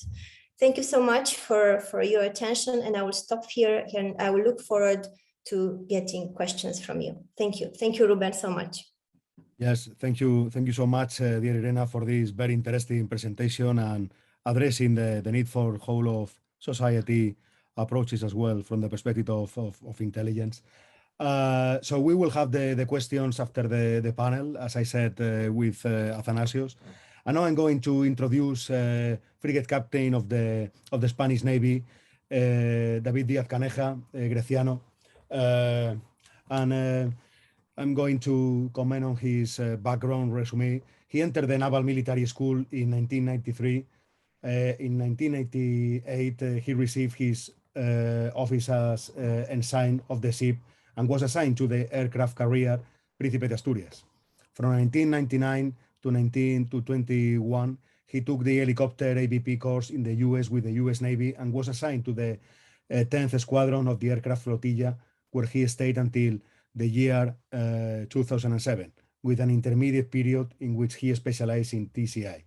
During this time, he participated in various deployments aboard the AF-80 and AF-100 frigates. In 2007, he was assigned as a keel crew to the LHD Juan Carlos I. He has occupied various destinations afloat as a crew, highlighting the chief of control of the ship of the frigate Menéndez Núñez from the year 2010 to the year 2012, and second commander of the Hesperides from 2012 to then 2013. He has also been chief of operations in Group 1 in 1913. From 2015 to 2016, he took the General Staff course of the Defense Academy at the United Kingdom and was assigned to the General Staff of the Navy to the Plans Division of the Section of Defining Capabilities. Later, he was chief of orders at the 31st Squadron. Upon promotion to frigate captain, he was assigned to the NATO's maritime headquarters in Norwood, the UK, in Marcom. He was being commander on 2 occasions of the patrolman brig in the TN employment and the high altitude patrolman Serviola during the employment of CC. He has participated in several international missions, both NATO and EU, among which are Active Endeavour, Iraq, Enduring Freedom, Unified Protector Libya, Antarctic Campaign, and Sea Guardian. He has been recognized with the professional level of English and Portuguese since August 2021 he has been assigned to the Navy General Staff Strategic Plan Section in charge of NATO-related matters. So thank you so much, Frigate Captain Díaz Caneja. It is an honor to have the collaboration of the Spanish Navy in this event, and the floor is yours. Thank you so much for the introduction. Can you hear me now? Because I had some problems with my computer. Can you hear me now? Yes, I can hear you clearly now. Okay, perfect. Thank you for your introduction. I will cover from a maritime perspective the importance of the Mediterranean and Black Sea and what security dynamics are being carried out there, mainly from a NATO perspective and EU perspective, only some touches on that. So my agenda will cover very briefly what hybrid actions means with the maritime perspective, the factors and conditions in the Mediterranean and the Black Sea, and then, as I already mentioned, the security and defense dynamics, mainly in the Mediterranean Sea with operations, the current operations taking place, Operation Sea Guardian and Irene, and in the Black Sea, as soon as measures from NATO, and some conclusions. So what hybrid actions means? The purpose mainly of the hybrid actions is to create ambiguity and uncertainty in the attribution of responsibility.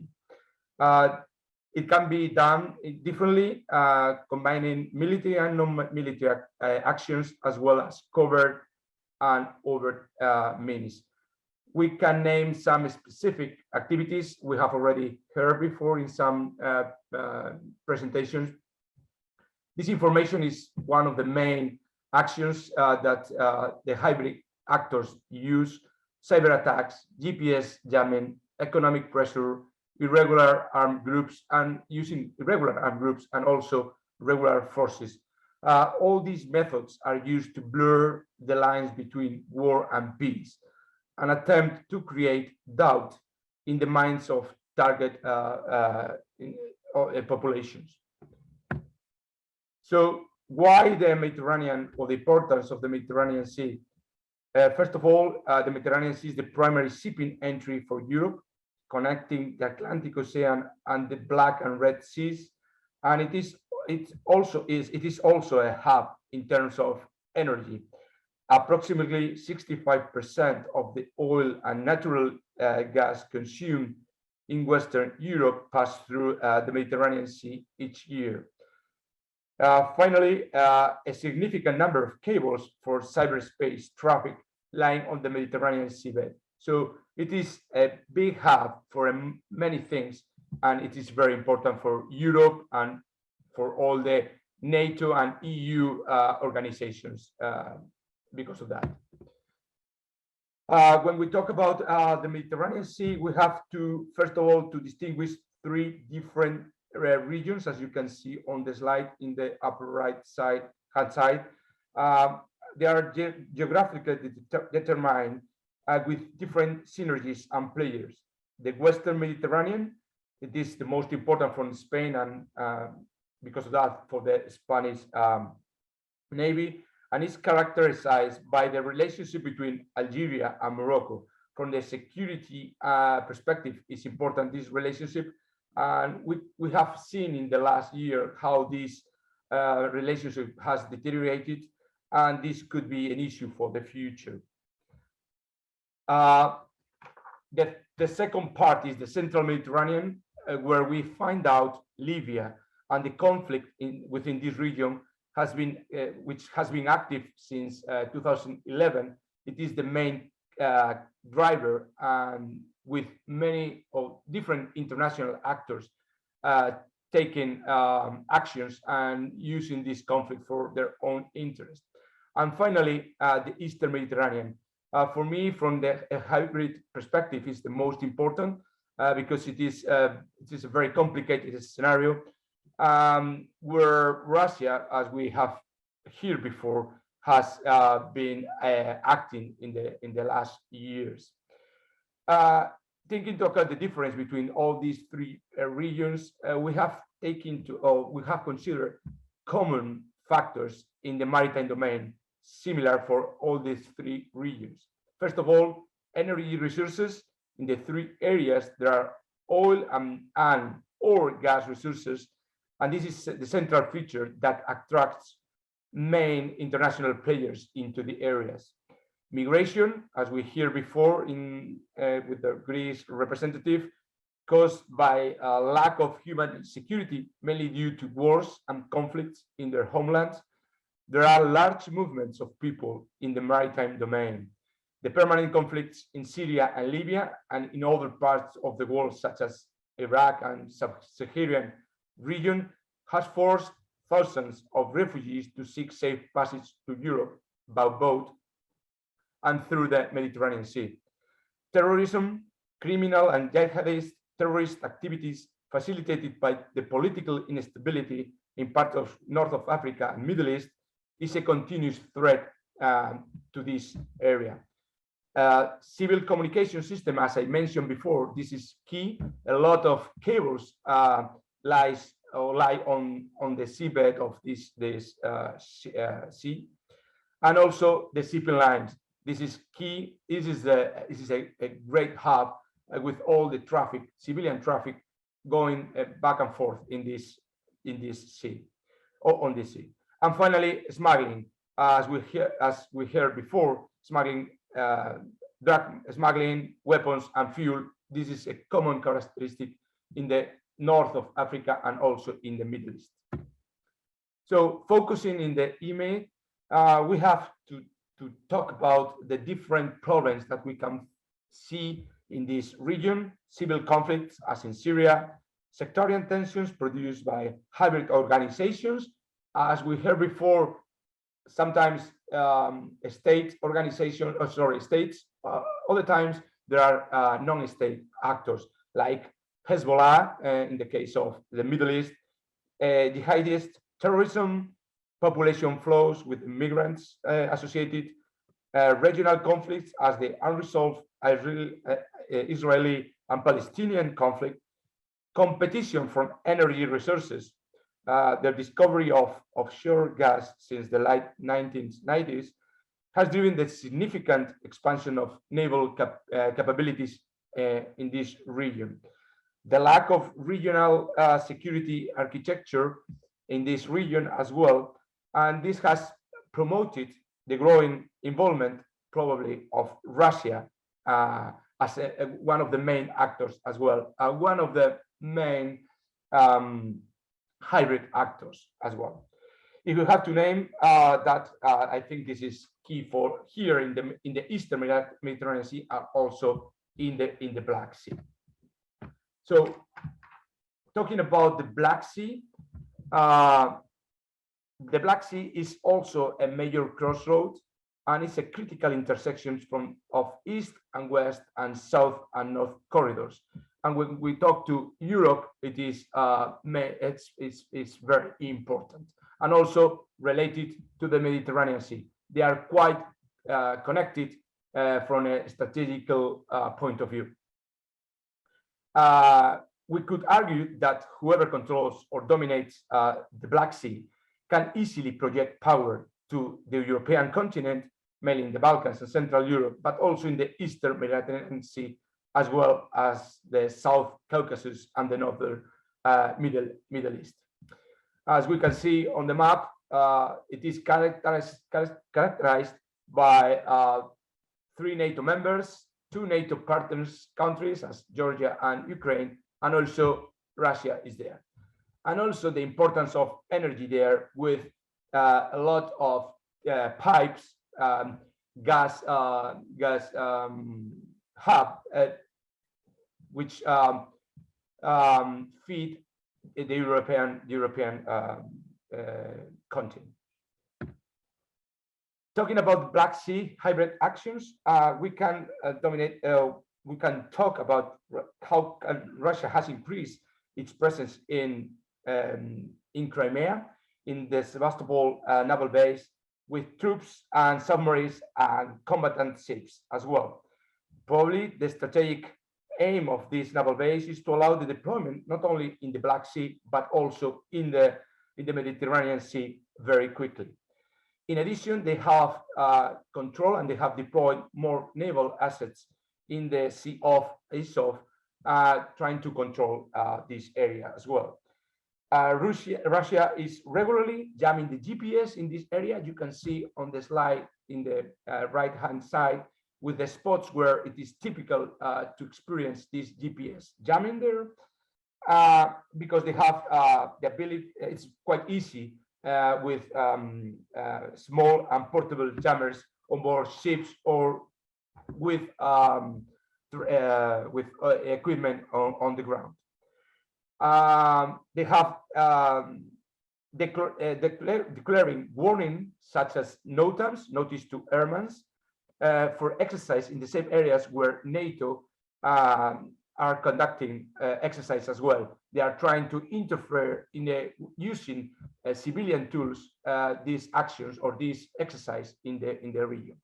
As an example, I put there the slide, the HMS Defender of Crimea. On the 24th of June this year, this British warship was trying to cross, trying to do innocent passageway in accordance with international law, and it was intercepted by Russian units. Even the Russian authorities claim that they have opened fire against this unit, and this was not true at all. Even BBC reported that was on board this ship neglected this action. So it was the use of international law or degradation of the international law in their advantage, and also the use of disinformation, trying to create this atmosphere of hybrid actions in this region. So how are the dynamics from a NATO perspective? We have the Operation Sea Guardian and the Operational Command of the Allied Maritime Command, MARCOM, in UK, which aims to reinforce maritime situation awareness, counter-terrorism effort, including through the hailing and the boarding of suspect vessels, and using as well to improve capacity building in the Mediterranean Sea. So Operation Sea Guardian operates and the following maritime security operations, or using this maritime operations task. Support the situation awareness, so improve the knowledge of the area, to support any counterterrorism activity in this area, and also to collaborate with the partners of NATO in the area. Also, NATO has part of one of the standing naval maritime group is in the Aegean Sea, and has contributed to the international efforts to assist with the refugees and migrant crisis. To that end, this started in February 2016. They have been conducting reconnaissance, monitoring and surveillance of illegal crossing within the Aegean, and they cooperate with relevant national and EU authorities, passing this information in order to take actions and to avoid or to control this illegal passing of persons. The main focus is information sharing, and it's a very good opportunity because not only NATO, but NATO related to EU and with the Greek and Turkish authorities, they pass this information in order to improve on this regard, on this area. So the NATO has another main hub. It is the NATO Shipping Center, and this is the main point of contact related to the shipping companies, where all the shipping companies can find how the Mediterranean Sea is, the operations in force, and they can obtain very useful information. And also they could collaborate with NATO, passing their information. As you can see on the slide, it is reported all the electronic interference in the Mediterranean, and also where all the NATO ships and units are operating to exchange information. So it's another security asset in order to improve the security in this region as well. Talking about EU, the Irene operations, it was the main purpose of this is to control the arms embargo on Libya, and also they can collaborate to control the illicit fuel exports for Libya, to collaborate with different nations in this, mainly Libya, Tunisia, for capacity building, and even they could also act against human smuggling and trafficking networks. And this is important because this EU approach on this region as well, very important for the Mediterranean. If we talk about EU, this is the operation belonging to UNIFIL, so of the Lebanon coast, and it is they are in charge of the maritime vigilance. They are collaborating with the Lebanese armed forces, with the Navy. They don't have a very good Navy. They are building it. So they are collaborating. They are superseding this Navy until they have the capabilities in order to perform this maritime vigilance and this maritime interdiction operation. They are focusing on these operational activities and also in the training and tactical, the Lebanese Armed Forces Navy as well. When we talk to the Black Sea, the main operation for NATO is the assurance measures. It was launched in order to reassure the population of NATO countries and also partners in this area, not only in the Black Sea, but also in the Baltic Sea, trying to reassure the population and also deter potential aggression against, as it is obvious, Russia. We can see lately how Russia is acting close to the border of Ukraine as well, and also in the Black Sea. The main assets that they are using are fighter jets doing air policing patrols, NATO AWACS, so this kind of aircraft that you can see on the slides, controlling all the area, all the assets there. And they're also promoting in NATO maritime patrols with the standing naval maritime groups, and also with other partners and NATO nations doing activities in the Black Sea as well. So focusing in training and exercise as well. So as conclusion, the way to counteract these hybrid activities is to strengthen the relationship with regional actors. If we talk about the Black Sea, Georgia, and Ukraine as partners, mainly the NATO countries firstly, and then the potential of the partners as Georgia and Ukraine. We have to, as it was already told in the first intervention this morning, enhance their military capabilities. So doing some cooperation, security cooperation with them, increasing, helping them to support and supporting them in their capabilities. Counteracted disinformation campaigns, as it was already said before, as well as cyber attacks, that they are the main focus, and they create the atmosphere before any other actions or military actions.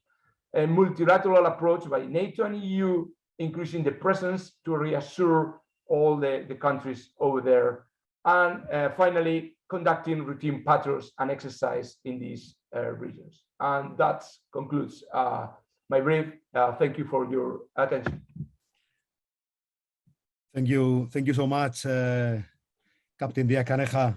This was a very interesting presentation, and I think that participants can, with this, have a really good perspective on the different threats, hybrid and transnational, as well as on how NATO and the EU are cooperating as well in this region for dealing with them.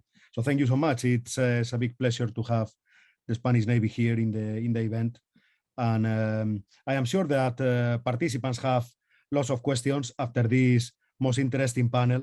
The only thing is that we are a little bit over time. So I think that we can have perhaps 5-10 minutes as much for not delaying the event, because we still have to hear from EU HypeNet and Medea project, two important projects that are funded by the European Commission and running currently. So thanks so much. And if there are questions, I think that Professor Bill Kapis has raised his hand. Thank you, Ruben. Commander Caneca, I hope I'm not mispronouncing your surname. Apologies if I do. It was a very interesting presentation. I would like to ask a question based on the experience of the Spanish Navy with regards to irregular migration flows and the hybrid threats posed by the weaponization of migration. If you could say a few things about how the Spanish armed forces or the Coast Guard, the approach I'm not familiar with, tackles irregular migration and the misinformation and disinformation that comes with it, that would be very interesting to hear. And if I may just disagree slightly with your assessment on the importance of the Black Sea for power projection in the Mediterranean. My personal viewpoint is that the Black Sea is an asset to the extent that there is already presence at the other end of the Straits, at the other end that is in the Mediterranean. Otherwise, it's very difficult to project power, even though the Straits have a certain legal position, a certain legal character in international law that allows for maritime passage. But I would appreciate your perspectives on the first question. And thank you for a very interesting presentation. Thank you for your questions. If I may, I'm going to answer the second one, your comment, because what it is clear is Sevastopol naval base for Russian is very important. And even they have in Syria another naval base, they have to do maintenance, they have a lot of assets, so they need, indeed, they need some clear port and easy to deploy, to be deployed from there to the Eastern Mediterranean. So maybe we could argue that they are both important, but it is needed, this Black Sea for sure, and this projection for Russia to the south comes mainly from there in order to do a lot of maintenance and also a lot of activities, training as well. So this is my first answer of that. With regards to migration, the Spanish Navy is not one of the main tasks for us. We have our other agencies in Spain in charge of that. So we collaborate with them. We have, as I said during my presentation, from Morocco and Algeria, and also from other parts of Africa, they come to the Canary Islands. So Spain, as Greece or Turkey as well, we are kind of a point of, at least first point of destination for many migrants. We didn't see us talking from a maritime perspective, only maritime perspective, and our role in the Spanish Navy. We didn't see this use of, or has not been weaponized in our area. It is more because it has been related always these flows with the situation, with the migrants, with conflicts. So this cause effect process there. So we didn't see any highs or lows on this regard. So I don't know if I have answered your question. Thank you. Thank you very much for your answer. Thank you. Yeah, thank you very much. We also have Georgios Koliarakis and also Gordon Akrap want to ask panelists. Please go ahead, Georgios. Thanks very much. I have a question to what Irena has raised before. And Irena has talked about the cognitive bias, and I wanted to expand this, to reflect upon this hammer-nail bias that we have when we have diagnosis on the one hand and trying to come up with therapies on the other. We have seen that the dossier of hybrid threats has been moving in the past couple of years among ministries of interior, ministries of defense, and also ministries of digitalization. And this is some evidence that we tend to read new emerging threats with the past glasses, with what we have. And exactly this, when we have a hammer, and this is exactly the metaphor, we tend to see every problem to be a nail. And this is another characteristic of what we call in security and strategic studies, the hammer-nail bias, which is an additional trait of wicked problems besides being moving targets. So I want to raise the question that whether it would make more sense to reorganize exactly administrative capacities with member states in order to be able to accommodate those cross-cutting threats that are neither military nor of civilian nature, instead of looking for solutions, external solutions such as new technologies. I have the suspicion that if we look at ourselves and reorganize exactly that sort of administrative mechanisms, this would be the necessary first step before expecting whole solutions to come outside through new technologies. Thank you. Thank you so much. Thank you for this. It's a very interesting question, and which I think requires a lot of investigations coming from different fields of study. While I was preparing this presentation, I was asking myself whether this perspective of mine, which I'm trying to advance here, is the right one. So I was somehow feeling a little bit, let's say, encouraged to challenge my own perspective and try to somehow retrain my brain as to look at myself and the way that I think from outside.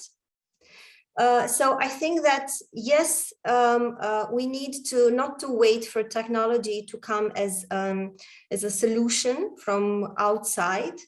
To my understanding, solution is, technology is always a sword with two edges.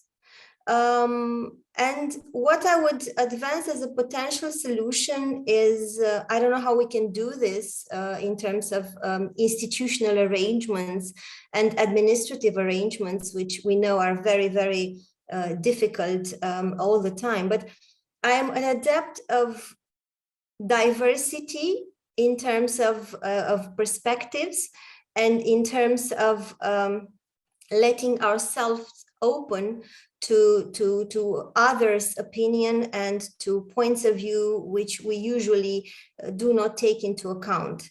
I strongly agree with you that yes, we usually use a hammer because we are tempted to see all the issues as being nails. But I think we need to start from somewhere and discussing about it, and once more accepting and somehow internalizing the idea that we need to retrain our brain as to be in line with this challenges or these threats. It doesn't really matter how we call them.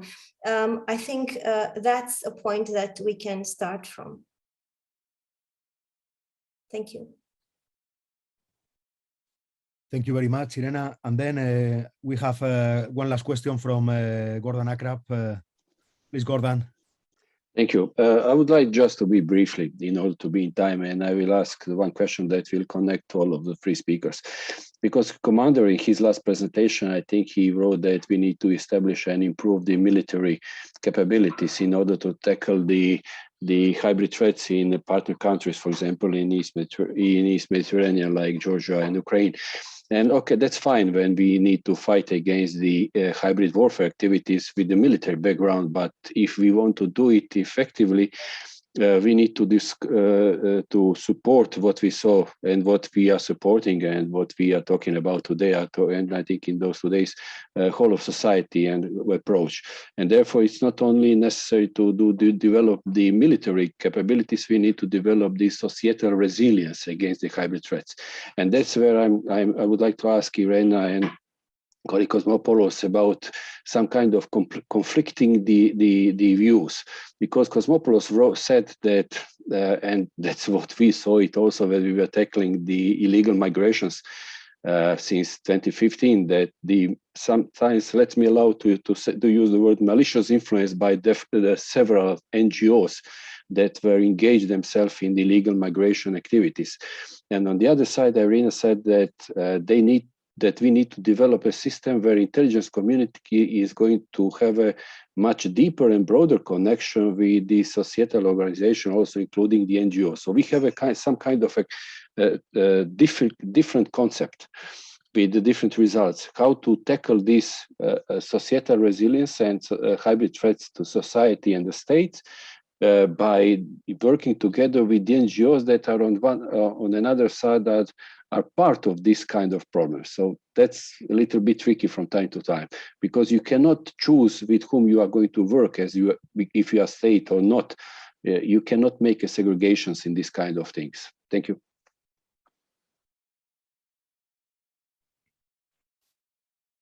May I? Yes, please, Irena. You're perfectly right. But I would not try to look into the future only based on particular examples. In my understanding, choosing between not to embrace this all and inclusive all of society perspective, and on the other side, in let's say encouraging tribes to be developed and cutting dialogue and not bringing all the stakeholders around the same table, I would always opt for the first solution. Of course, there are exceptions. Of course, there are times that demonstrate that models are sometimes and somehow idealistic ones. But in my understanding, we need to investigate more, and we need to find solutions in order to stay around the same table. So yes, but of course that's not does not exclude particular situations as the ones as you rightfully brought into discussion. Ruben, may I add a thought on that? For sure, Ethan. The floor is yours. Thank you very much. For one moment. Thank you for the question, dear Gordon, if I am pronouncing correctly your name. It is indeed a very challenging issue, the whole of society approach. We have to include every stakeholder in our side. The rule here is that if you want to contain, you have to regulate. That is to say, for every stakeholder to take part in tackling hybrid threats, we have as member states to regulate the rules that these NGOs have to follow, and in order to be admitted to support the general effort. If we leave uncontrollable the whole space, then bad things will happen. And Greek justice had to prosecute in many cases a lot of bad influence deriving from certain NGOs, not all of them. So concluding, if you want to contain this phenomena, you have to regulate. and put the rules with which every stakeholder in society would participate in the general effort. Thank you. Thank you so much, Athan. I know that Mr. Furkanakar has raised his hand, and also Pedro, and also Marcus Peltola, but we are quite over time at this point. So if you don't mind, I would prefer that to continue these questions through the chat, and we can also continue the conversation over there, because we are running out of time, and we still have a most interesting panel with two important EU Commission funded projects. So with this, we will finalize. Thanks so much for our distinguished panelists, and it has been a pleasure to listen to you and to learn from your perspectives. And so now I will shortly introduce Professor Päivi Matila. We are focusing now on the EU HypeNet project, and then we will have also the MEDEA project. EU HypeNet stands for Empowering a Pan-European Network to Counter Hybrid Threats. And Professor Matila is the coordinator of this research project that we are developing as well. We are, as Universiteit Juan Carlos, we are participating as well in the project. She's the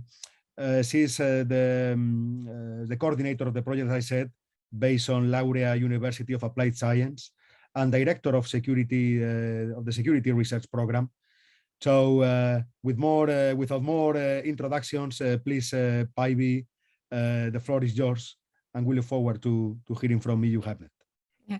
Thank you a lot, Ruben. Pleasure to be here. So thank you for you and all organizers to invite EU HypeNet.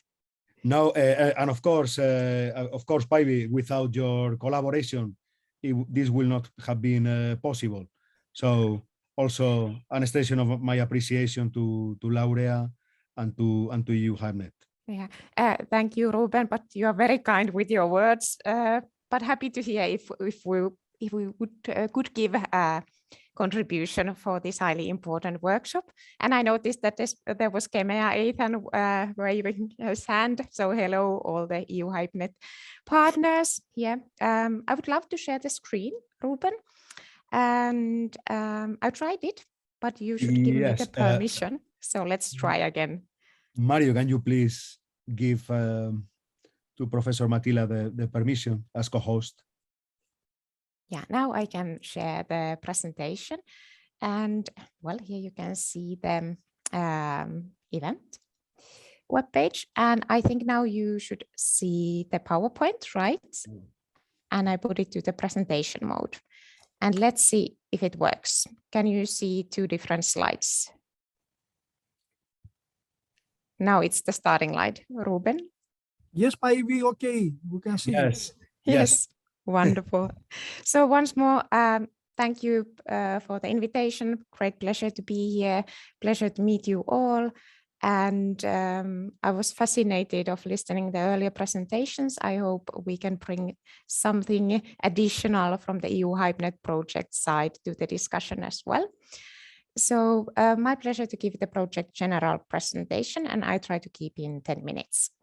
So let's start about the EU HypeNet. That stands for Empowering a Pan-European Network to Counter Hybrid Threats.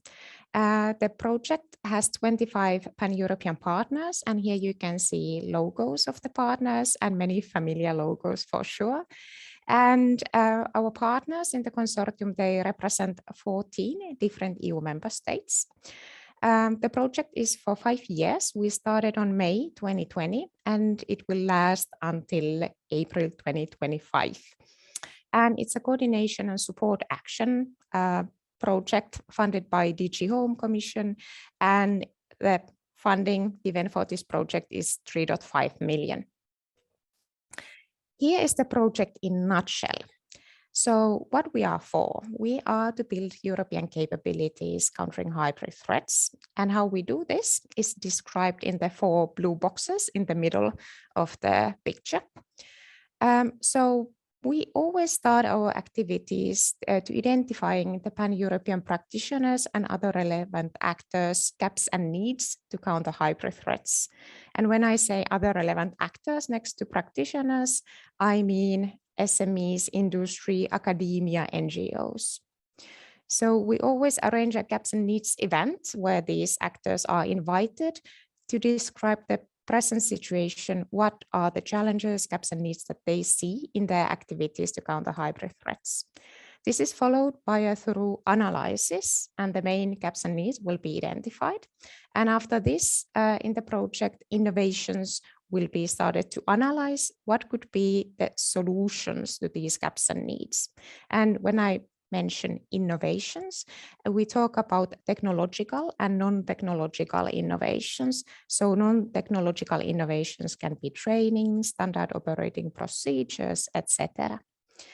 So when this innovation mapping to the gaps and needs is done thoroughly, there will be most promising innovations selected, and then they will be tested in a training event where the same participants who join to the gaps and needs event will test these innovations in a hybrid threat scenario. And of course, this will lead eventually to the most promising innovation recommendations and recommendations for standardization as well.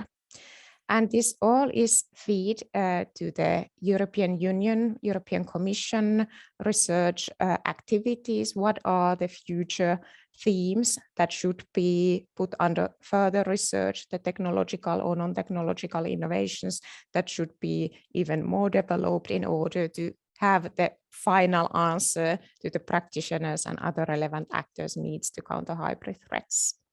So this all, the whole process, the all core activities in the project, they are described in the bottom of the picture. And we are not doing this alone, all these activities that I just mentioned, but the EU HypeNet network is a key actor or element in the project flow and work. So as it was said, we are a network of practitioners project. So EU HypeNet is to increase the EU HypeNet network members. So we welcome practitioners, pan-European wide, also representatives from industry, SMEs, academia, NGOs to join the EU HypeNet network. And if you are a member of the network, of course, we will invite you to the Gaps and Needs event, the training, and other relevant EU HypeNet events. And also, we would love to follow with you what are the research topics that we should raise into discussion and go to deeper. And once again, this all will feed our recommendations to the Commission to empower the pan-European response to hybrid threats.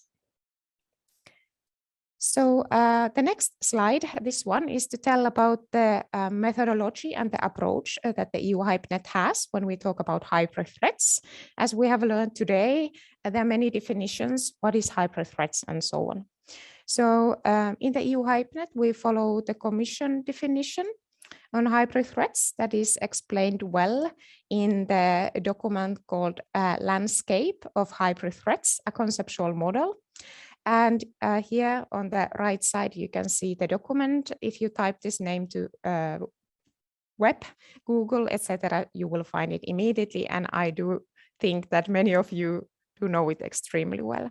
So on the left side, there's the spaghetti picture, so to say. So it tells about the core approach, what the conceptual model has to define and identify and follow hybrid threats. What are the elements, how it's seen to be evolving and so on. So this is the core building block used as a methodological approach in EU HypeNet activities. And in this picture, on the right side, you can see the bubbles. So they represent the conceptual model, different domains where the hybrid threats are seen to take place. And because there's 13 different domains, and we do know that hybrid threats are built in a manner that there are activities taking place in many different domains simultaneously, in the EU HypeNet, we have defined 4 core themes described on the left side of the picture or the screen, where we always deliver some results out of the project. So you may always expect results from these 4 core themes that are utilizing the conceptual model.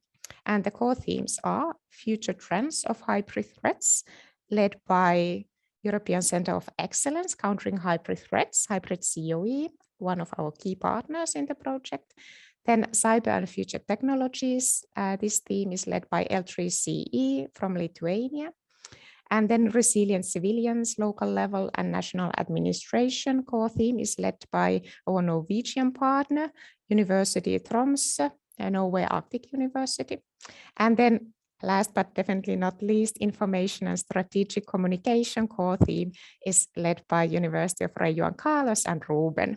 So we are very happy to be in this workshop today. So Ruben, you may answer to questions coming for us related to this core theme. So here you can see more about our methodological approach. So the hybrid threats that take place in these domains and through these 4 core themes, we focus on them always in the project. And when I say we always focus them, I mean that the project has 4 cycles for its activities. And in each of the cycle, we do what I just explained earlier. So we define the gaps and needs, find the innovations, find the most promising innovations, and then make the recommendation for the Commission how to proceed with our findings, what should be funded, what should be put under more research, how to establish more cooperation with EC actors, member states, etc. So we have project cycles 1, 2, and 3. You can see the gray arrows on the uppermost bar of the picture. So they last always 17 months. And then you may notice that there is the project cycle 4. So it's a mini cycle. It's the 4th cycle that will then provide a summary and way forward of the project and its results. And once again, I want to underline that when we do these project activities, we are doing them together with the EU HypeNet network members. And here is the visual image, how we extend the network. So when we started the project on May 2020, we started with the EU HypeNet consortium partners and stakeholder group members.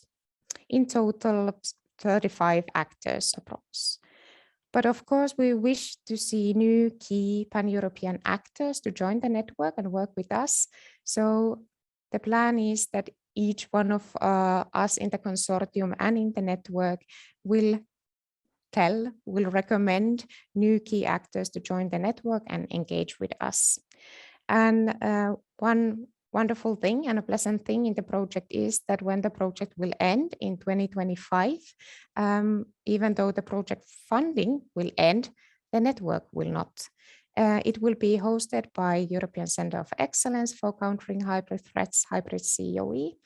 And already now Hybrid COE is leading the network extension and network activities. So we can say that this network is on a sustainable basis and it will benefit the network members even after the project. And here you can see the present situation of our network members. It's from October 2021. You can see that there are some members from the Mediterranean and Black Sea countries, but of course we welcome more to join the network. You can find the information how to join the network from our website. And then this is my last slide. I just want to highlight what are the most important policy documents that we follow as a Commission-funded, DG Home-funded project. Of course, there are some other documents that are important as well, but this is a list for you. You will get the presentation later, so then you can see it more thoroughly. So it's my pleasure to end the presentation, and thank you once more the invitation, and please don't hesitate to contact me or any in the consortium to engage with us, and of course I'm welcoming cooperation. Thank you once more. Thank you so much, dear Päivi, for your excellent presentation on the EU HypeNet project, a highly relevant project, and of course I'm sure that the participants have questions, and who might want to apply for becoming members of the network, you will be most pleasant to respond to them. Yeah, and also I have to say that this is not an easy project, and you are doing a great job, and Laura, and this is a great collaboration. So thanks so much. Thank you for you. Thank you so much, Päivi. So with this, I will now give the floor to Mr. Georgios Kokinis.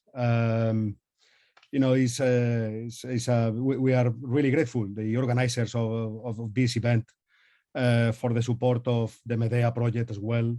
And Mr. Georgios Kokinis is a senior researcher and project manager with more than 20 years of experience in the security field and in the telecoms industry. He's in his current assignment at the Center for Security Studies, CAMEA, of the Hellenic Ministry of Citizen Protection. And George is coordinating Medea, an H2020 research project. And at the same time, he participates in several security, both physical and cyber, research activities as work package and task leader within this project. George is interested in the analysis of the end user requirements, the formulation of capability gaps, and policy recommendations stemming from lessons learned from security research, and the evaluation of research developments. So once again, thanks so much to CAMEA and to the Medea project, and the floor is yours. Thank you very much, Ruben, for the introduction. Without further ado, I would like to go on and explain the reason what is Medea and what we're trying to do. First of all, I will have a rather generic presentation, and I will explain briefly what are these networks of practitioners and what are their objectives.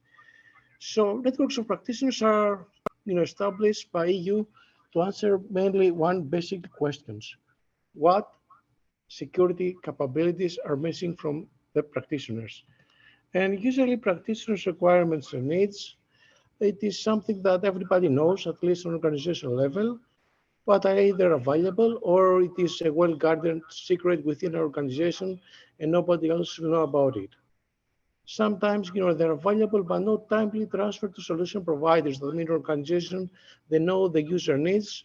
However, they don't, speak, openly to solution provider to do something about it. Sometimes, the organizations, they have the tendency to translate them into technical specifications that usually they have in their mind some solutions, and the user needs, usually they're mistranslated into solutions, which is not good. And there are many buts why these security capabilities are not known to some of the industry. From the other hand, practitioners, first-line practitioners, they are not aware of the existence and availability of security solutions. And the whole situation is very complex and it creates some gaps, some security capability gaps. And what is happening is this following picture. We have, let's say, two trends. You have the industry push capabilities and we have the user needs. And right now, the industry push capabilities are dominating the security ecosystem, solution ecosystem. And what do I mean by that?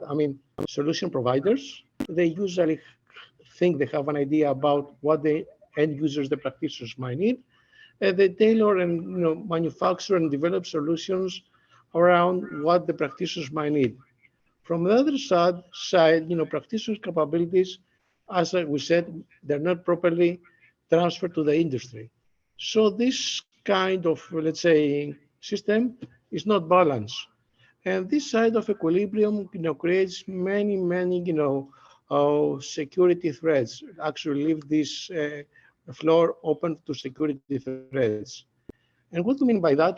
So far, and this is very, imminent in early warning, in the prediction cycle, the reactive capacity, or this preparedness, they're not actually,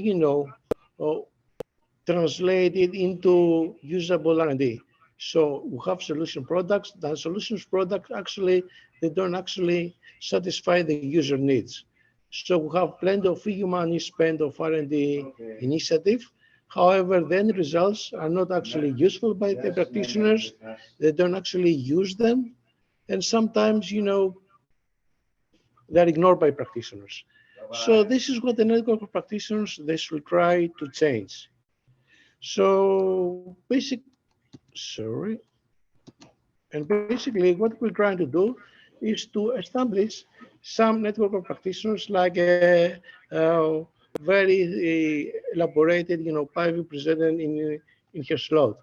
So what is Medea? Medea is, unlike, the network of EU HiveNet, it's a regional network of practitioners, and I will explain in a minute what regional network is. So basically, what we are, it's 20 partners from 13 countries. And most likely we have the same budget with Pivy, and we will continue our, activities for the next 2 years. So what is happening is that we have people who are, either national police authorities, the coastal guard authorities, maritime entities. We have, security practitioners from the military domain. We have also NGOs. So we have a broad spectrum of practitioners, which these practitioners, what they have in common, they have in common that they have to, react to challenges that are happening within these broad regions. And sometimes you have to find some common ground, how especially a Coast Guard authority should cooperate with, let's say, with a national police or some NGOs. And we're doing that in our network using the community of practice model. That means we build practitioners that have very different modus operandi. We bring them, in together by their main focus areas. And we have these focus areas, which are the following. We are focusing on migration and asylum. So many police organizations, they have to cooperate with military entities and also NGO to cooperate to do something about migration and asylum seekers. And I believe many of my speakers before me, they said they quite explained a lot about the migration issue and how this has been, exploited in a bad way. Things that have to do with border management and crime and terrorism, and actually natural and technical disasters. So what all these have in common? Apparently people that are working with border management, they have to guard the borders, but also, people are crossing the borders. So people are asking for shelter, they're migrants. So what is happening if people are crossing the borders? Some people like NGOs and other entities should step in and get involved to support the migration and asylum seekers. And also some organized crime groups, they're just getting, exploiting this phenomenon. And they also try to facilitate part of the illegal activities, like cross-border crime, organized crime, and also in natural and technical accidents. Sometimes, a forest fire doesn't stop near the borders. So also, practitioners from different nations have to cooperate. And as we have seen in our region, during the summer, people, they're using the EU risk service to have, resources transferred from one country to another when there is need.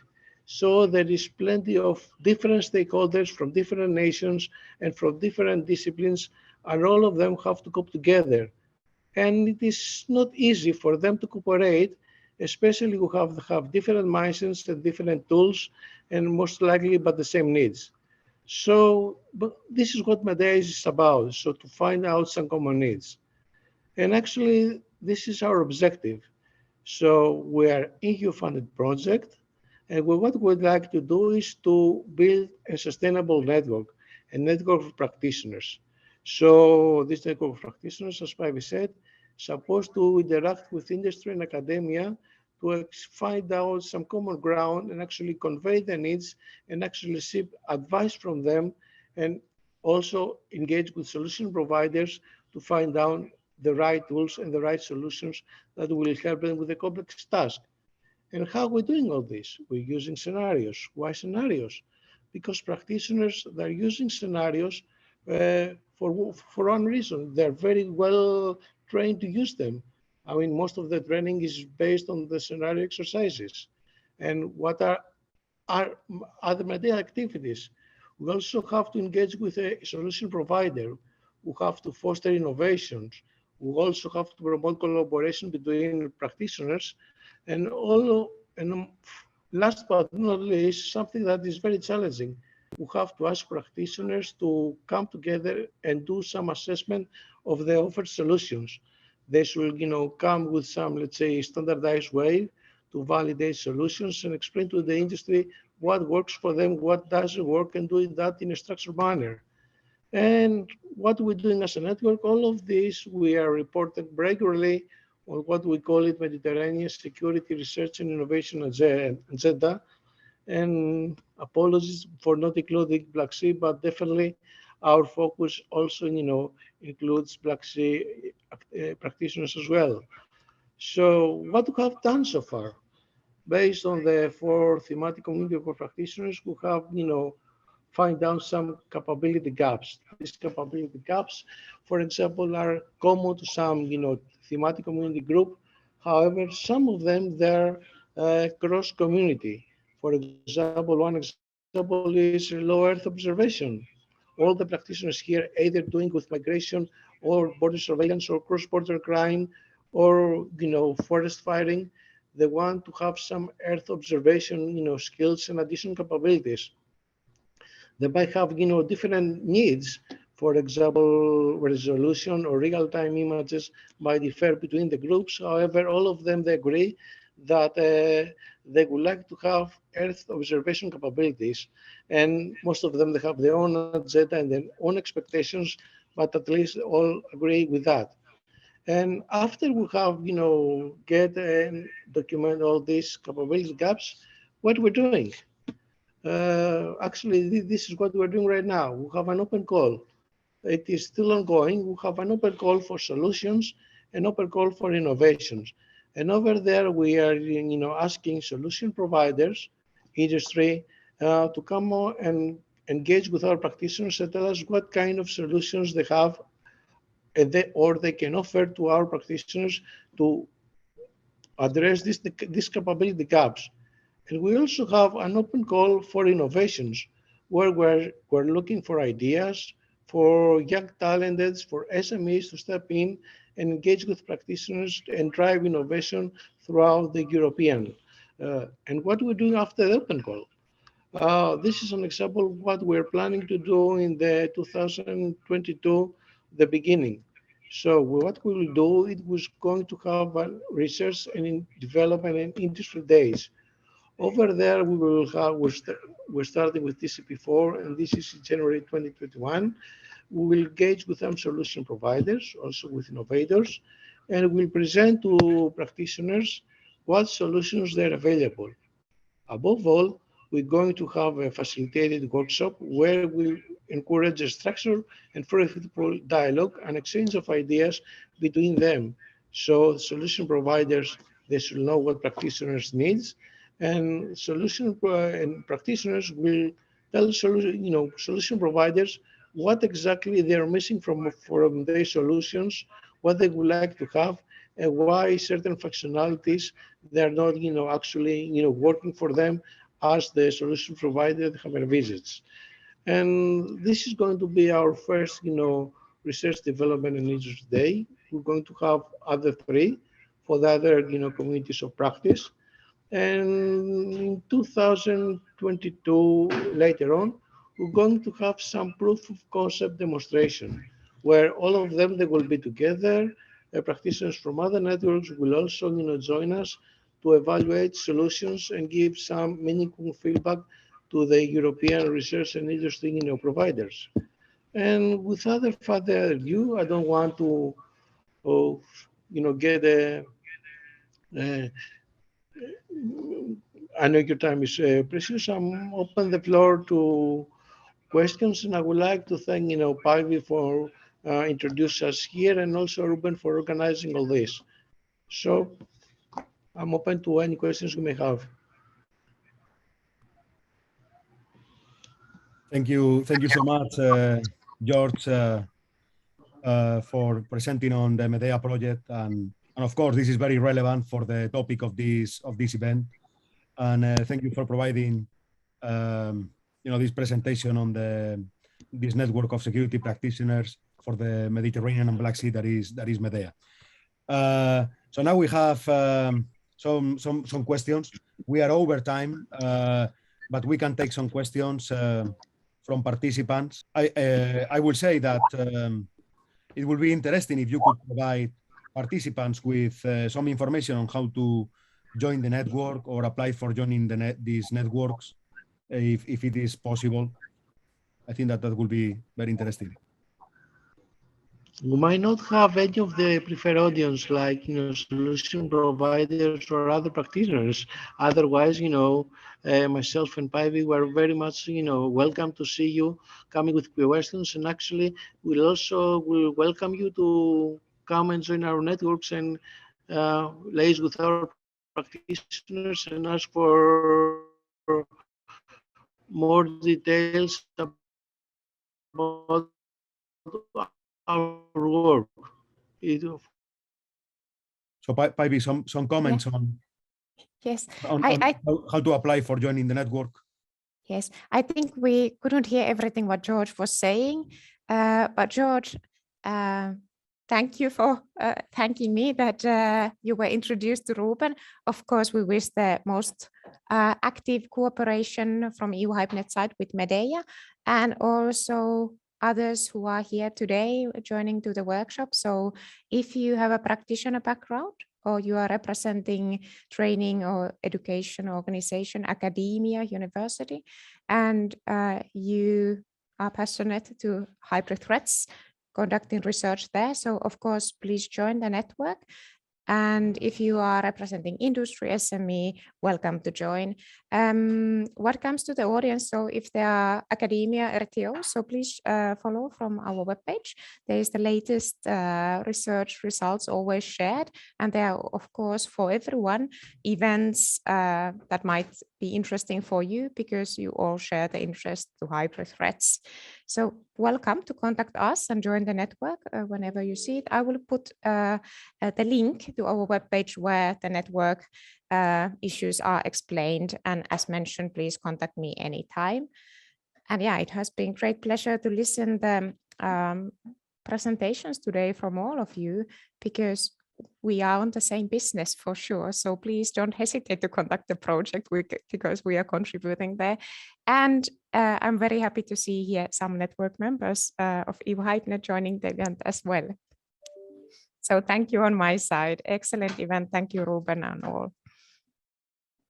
No, thank you so much, Paivi, and thanks so much, George. So if you can put in the chat the links, that would be great. So with this, I think that I guess that we are finishing. It has been a long afternoon, but very interesting one for sure.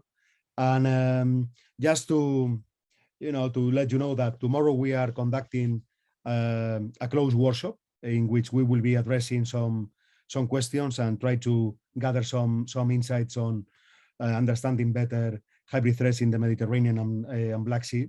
We want to understand the players, the tools, the dynamics, and the drivers of the environment, developing potential ideas of initiatives to tackle them, also how to better develop societal resilience and build capacities.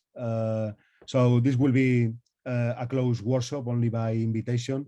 But of course, after this event, we will be sending our report to NATO with the insights from the workshop. And tomorrow, before we start our discussions, the Director of Research and Analysis at the European Center of Excellence for Countering Hybrid Threats, Hybrid COE, Dr. Hannah Smith, will also be presenting on the conceptual framework, the analytic framework, and this will give us the base for then later in establishing the discussion. So on behalf also of Cyberimaginary research group of the University Juan Carlos, the Vrije University in Brussels, and Dr. Vrije Ratsiborinska. Also from on behalf of Mid Sweden University and Dr. Hakan Güner, which is the board. Without their help, this will be impossible to organize and to be whole. And also this with the kind help of Medea, EUHARNet, IGIC, and of course the support of NATO. So thanks very much on behalf of all of us, and we really look forward to see you tomorrow as well, and then participate in this structured discussion. So thanks very much, and bye bye. Thank you very much.